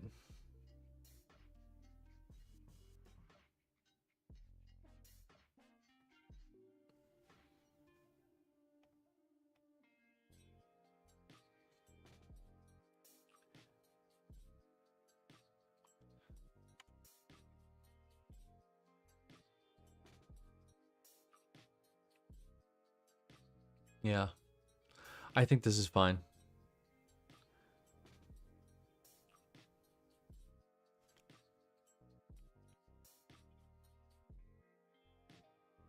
Did you delete the message? Is that possible?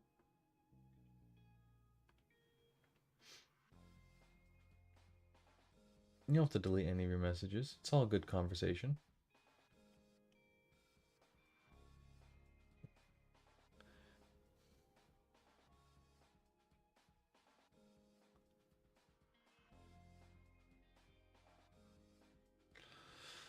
That's good too. That's so strong. Because, like, everyone's got mana rocks, right? Now, to be fair, he's a 5-drop. So you're not getting them down turn 1, and then everyone's, like, playing their artifacts, and then their mana rocks, and then you're ramping your land, so, you know. It's all good. Um, I don't know. I just feel like his kit right now, I think it's good enough.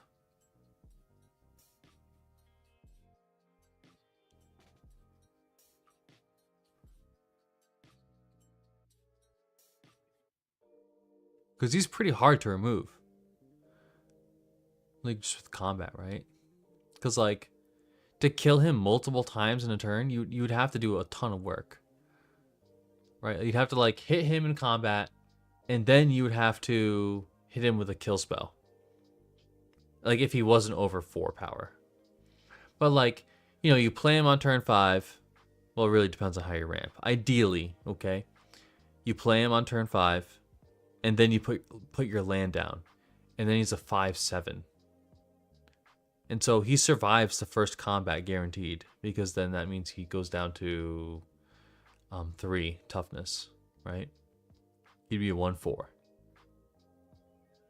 And then at the start of your next turn, you play another land, and then he's a 3/5 again. And, like, you know, you could do a doubling effect at that point or whatever, right?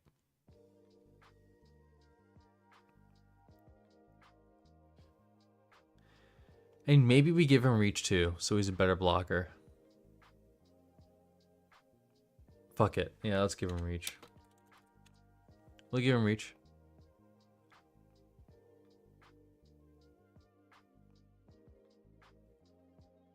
That seems fine. That seems fine. I'm gonna lock it in there. I don't think we need to add anymore. I think if I was going to add anything else,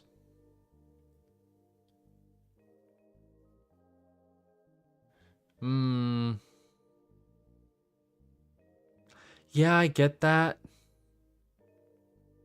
Like, yeah, I get it. But Groot is just a muscle, right? And green does historically artifact hate. It does.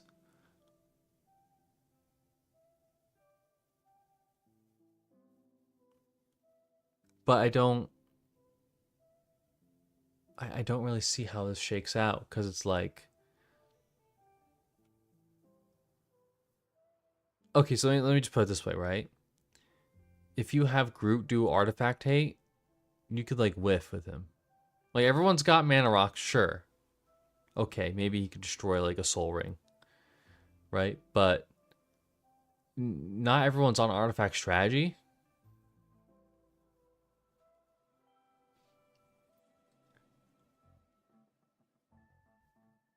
I don't know. I just feel like this is nice to the point. So what I was going to say was, he could be a card that's like, if Rocket Raccoon is out, then X. Because he really cares about his friends, right?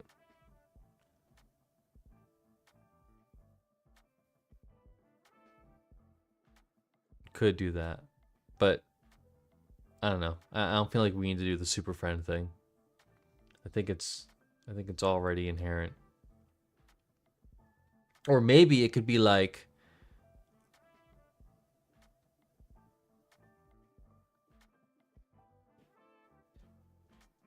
it could be like Rocket Raccoon gets hexproof so long as Groot is out. Because Groot would protect him, right? From, like, anything.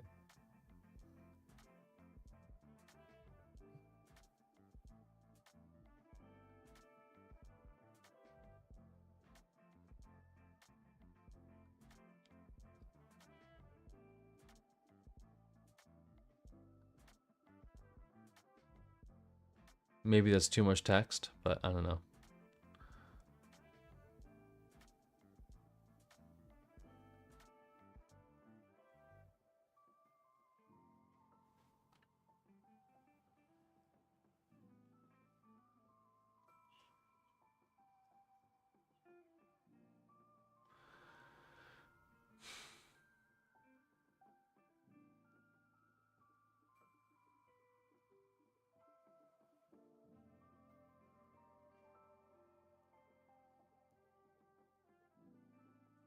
All right, we're leaving it here.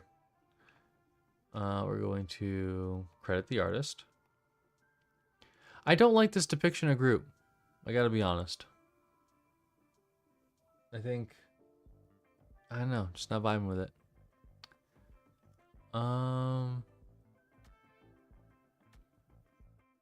Let's see here.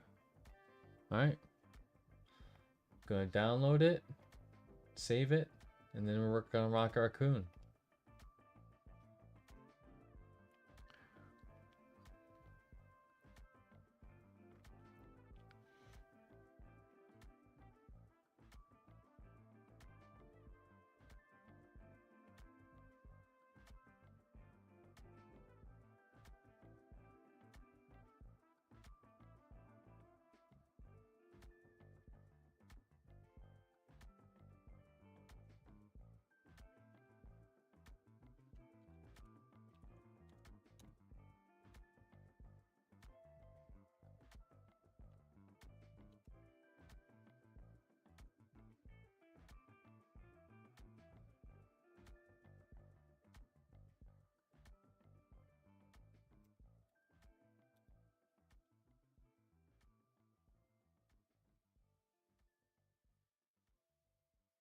I do.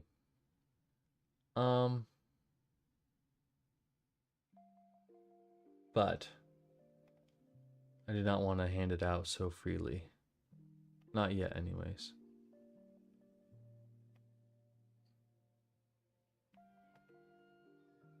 You can shoot me a friend request. I'm KraftKraken on Discord. But I don't guarantee any, like, you know, private calls or anything like that. I do appreciate you asking, though.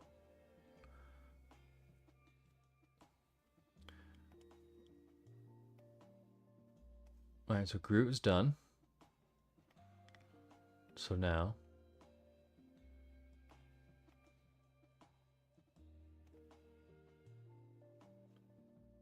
Rocket Raccoon. Well, we'll do Rocket Raccoon because he's partner. We need to finish the duo.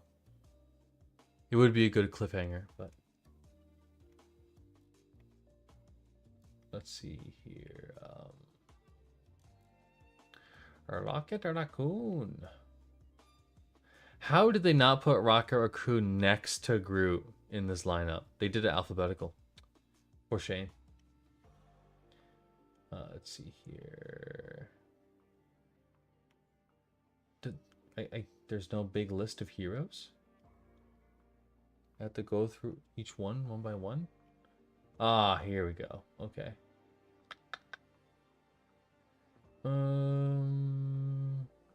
Rocket Raccoon. Hold on.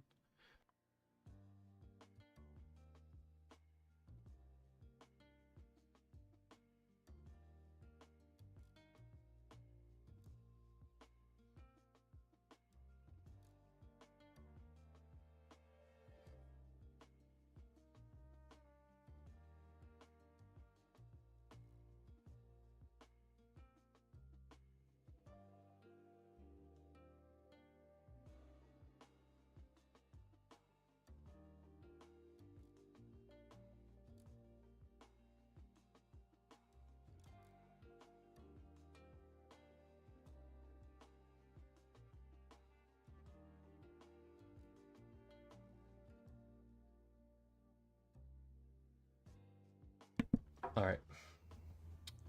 I am back.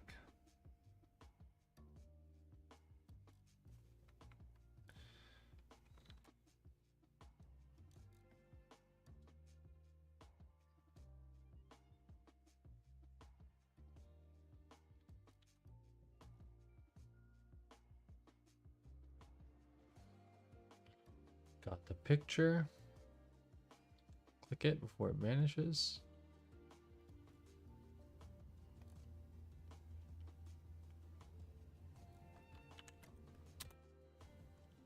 Cool. Beans.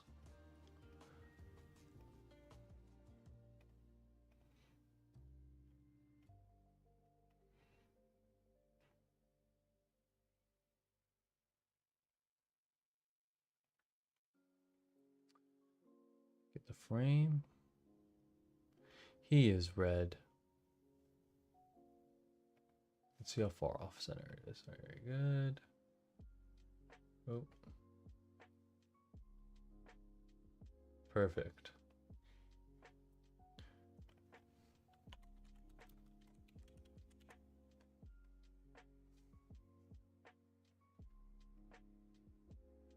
Alrighty.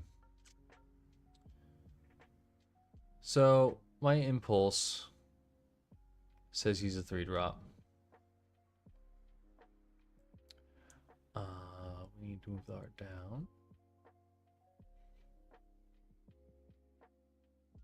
Zoom in maybe a bit.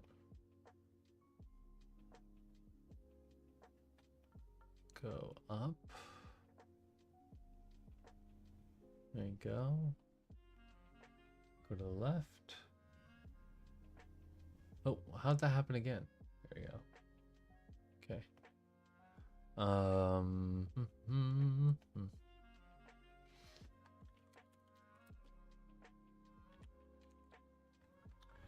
Cool.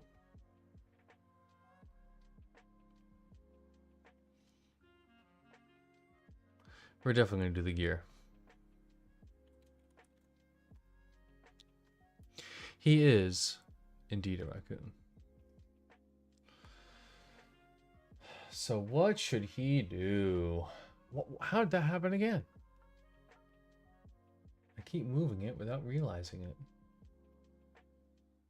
Let's see here.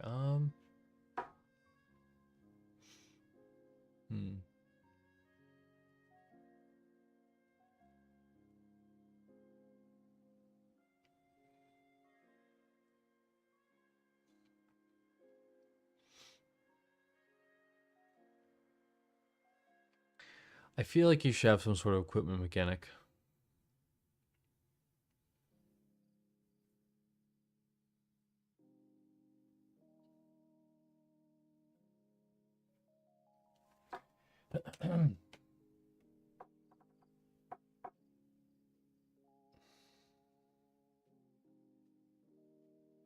You could do something like each time Rocket Raccoon is equipped with a equipment, give him a +1 counter. The problem with that is that you can swap the equipments around. It does cost mana, but not sure. And there, you could Lightning Greaves an infinite amount of +1 counters. So you'd have to put some sort of limit on it. Hello, C Melee, welcome. I mean, is Rocket Raccoon more like a solo fighter, or is he like a buffer? My interpretation is that he's like a solo daredevil, right? Like he's got a small team, but you know, he's the guns of the team, right?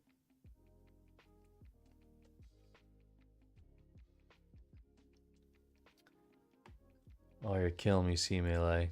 Yeah, I'm gonna have to go in and fix that at some point. He's support?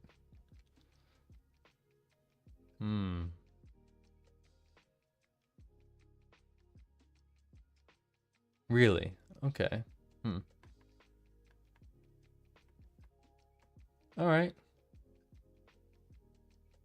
Then what should he do then?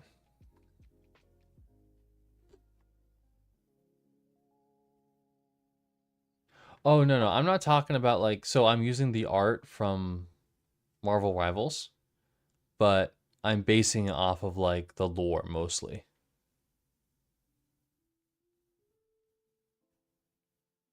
A tactician. Mm. Okay.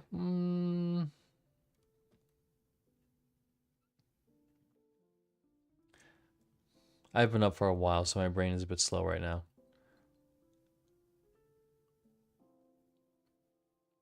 A tactician. I don't know. I mean, when I see the art here, I'm like, he's gotta have something with equipments or artifacts.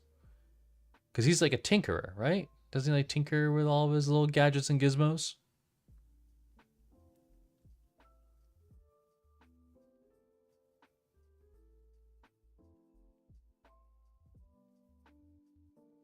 Um, to answer your question, I think we're trying to be more accurate to lore than in game. Like it's like a 60 to 70% deference to lore, right? Or lore favored.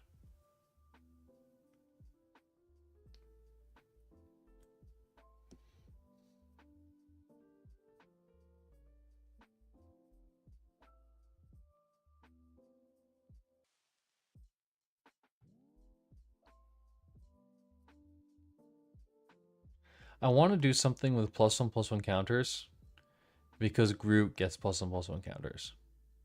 And if we could like harmonize those designs that way, then there might be some really good brews that people come up with. It could be like whenever you play an artifact, it gets a +1/+1.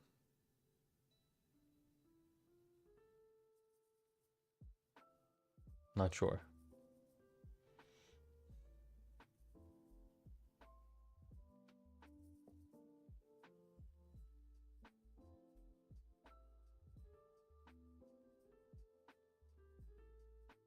Yeah, maybe. Does red ever get +1/+1 counters though?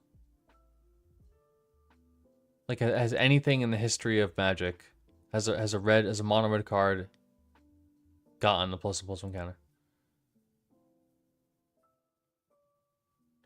Yeah, right. Hmm.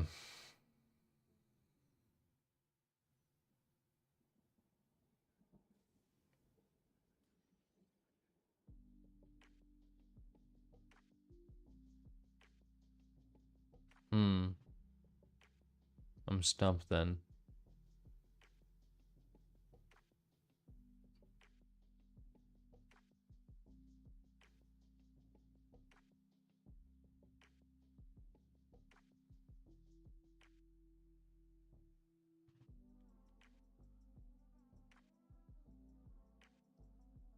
Right.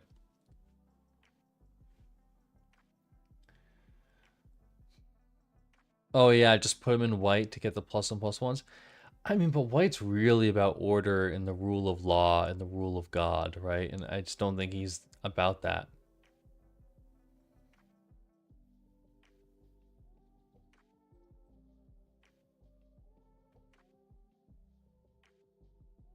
Like blue, I thought about blue. Like me and Sebastian talked about like whether or not to put him in Is It. And I just think that like he is so temperamental that he leans like way more red than he does blue, right? And red does have artificers in its under its banner, right? So it's like okay, we could leave him as red.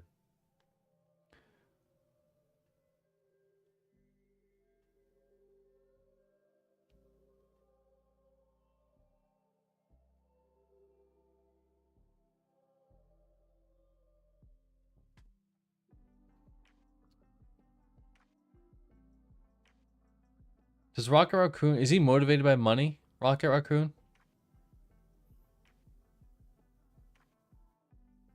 Like what motivates him? Because if there's a money motivation, we could do something with treasures.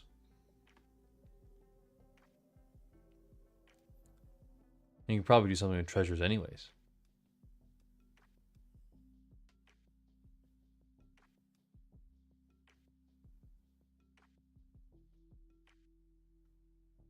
Like like we could like say treasures you control get tap, target creature gets +2/+2. Or like sacrifice his treasure or whatever, right?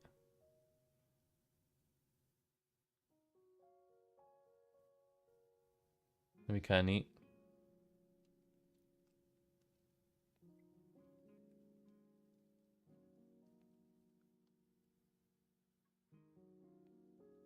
Isn't there a junk mechanic? They introduced a junk mechanic in the Fallout series, right?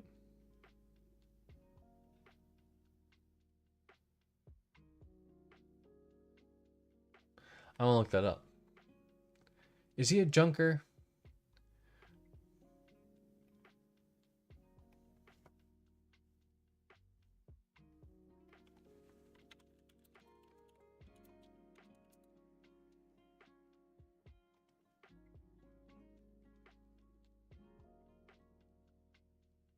Hmm.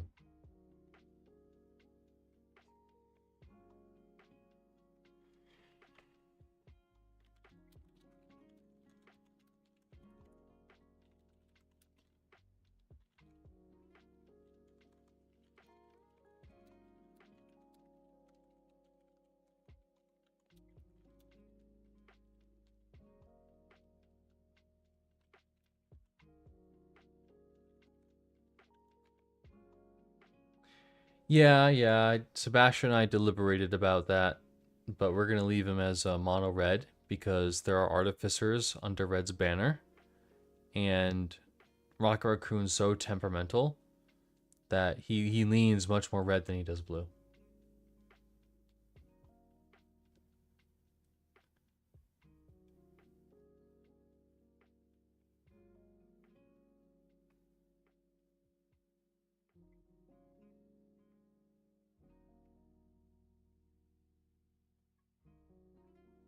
Hmm.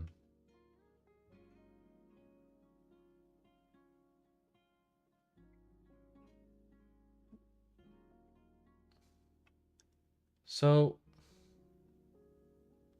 I think what I want to do. So, hmm,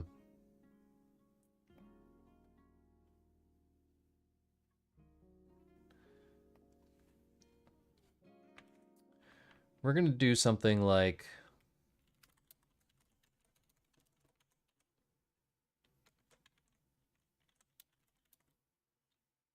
gain. Um,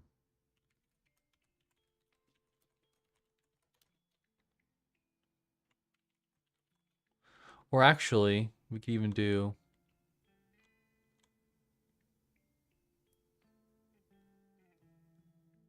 How would I write this? Hold on. I think it'd be neat if you could turn artifacts into equipment. Like your treasures, like your junk, like your gold, like your whatever, right? Um, so I seem to see.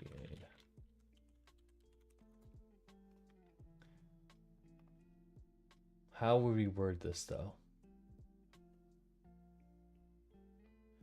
Gain equipped creature gets. It's either +1/+1 or it could be +2 +0. I mean, he's an overall tinkerer though, so +1/+1. Okay. We're gonna stick with that for now, and equip one. Yeah. Artifacts you control are equipped. You're right. Oh, hold on.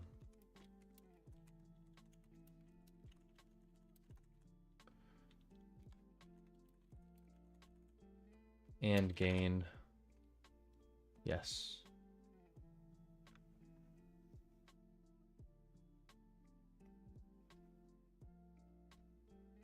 Artifacts. Oh, yes. Thank you. Okay. Artifacts you control are equipment in addition to their other types, and gain. Equipped creature gets +1/+1 and equip one.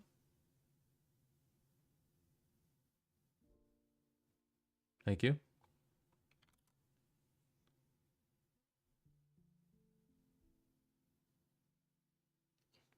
I know it's like clipping off the page, but equipped, is that spelled right with 2 P's? It is. Use the 1 mana symbol. Correct. Okay. Period. Whoa. Put in the wrong fucking spot. Okay. Does it work? Yes, it does. Why is this quotation there? Oh, I see why it's there. Okay, and then we can put space. That makes it more readable. Uh-oh. Someone already beat us to it. Let's see here.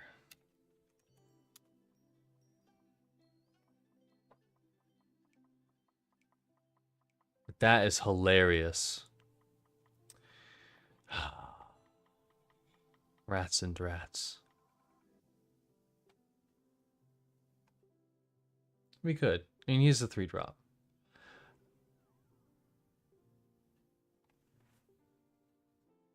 That's so funny how someone already beat us to it. Hmm.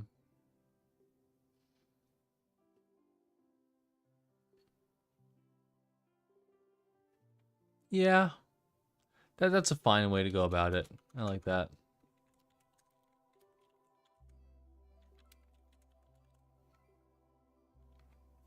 Is it? Yes, I think that's correct. Haste first strike, and then he makes everything weapons. That's fine. What do you think his power and toughness should be? I would say, like, I don't know, I'm thinking 2-2.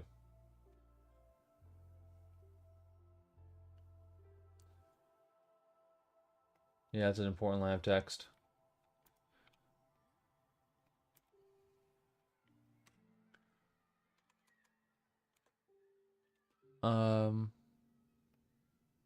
Our equipment in addition to their other types. Yeah, 2-2. Yeah. Cool. Can I fix the text a little bit? Let's see. Nice. Although something is clipped there. Let's see here. I'll do this. The website's just weird. Okay. Other is clipped. Let's see if I fix that. So the thing about the full art stuff is that the website, it's like kind of hit and miss if you go full art, to be honest. Like, I don't have really good, I guess, full images of these characters to pull on. So I'm just using these. And it's weird again. Let's fix that. Okay, cool. Haste first strike, non-creature, non-equipment artifacts you control are equipment in addition to their other types and gain. Equipped creature gets +1/+1 and equip 1. That's lowercase equip. Cool. All right, yeah. And I think that's it. Oh, and then partner. Partner with Groot. Is that how it is? Parentheses all the way across? Partners. Plural.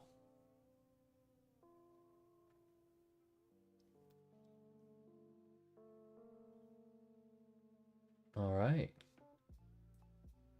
You spot any grammatical errors? Oh, okay.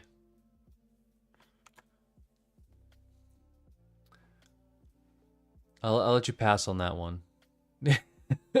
For finding all the other grammatical errors. And have?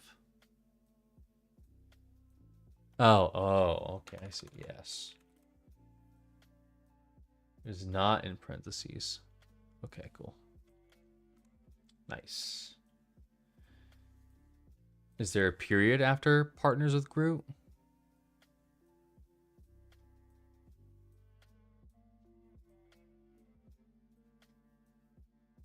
Do we full stop?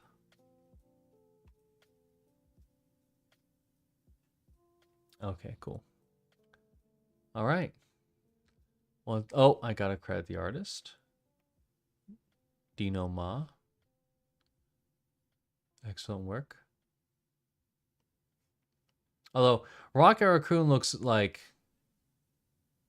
he looks pretty evil in this depiction. Just gonna say that. Looks pretty damn evil.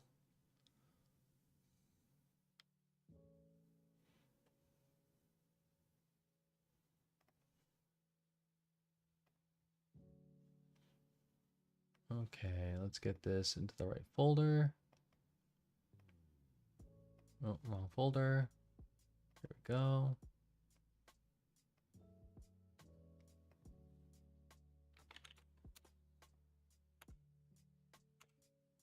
Okay.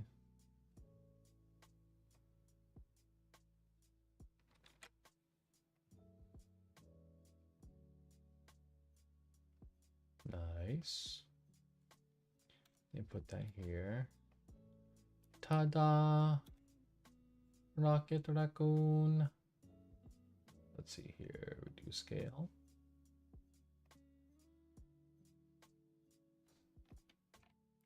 Nice.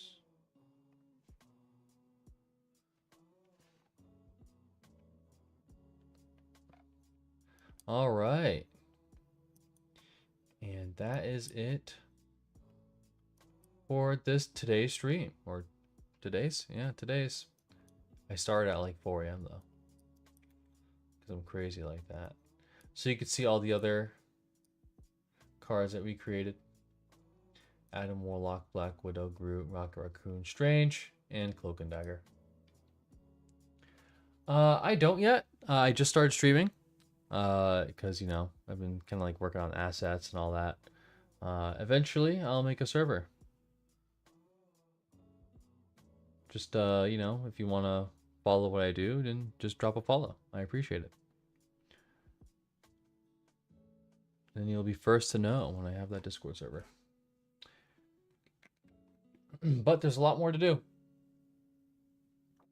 Thank you, C. Yeah. At first I wasn't going to cover like Black Panther, Captain America, Iron Man, Storm, whatever, because like the Universes Beyond already covered them. But Sebastian thought I should just do them anyways, just to get a different take. So I'll probably end up doing that. After all this, though, I'll probably end up playing a bit Marvel Rivals, because I'm not normally into the Overwatch style games, but this character caught my eye. I was like, ooh, okay, maybe.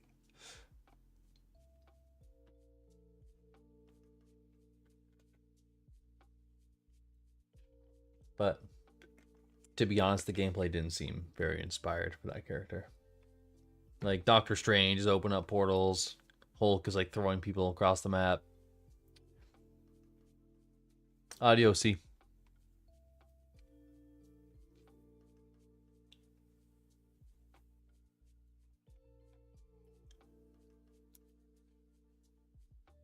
All right, and with that, I'm gonna close off the stream. Take care, people. If you like the content, feel free to like, comment, subscribe, all the good stuff. Follow. See you next time.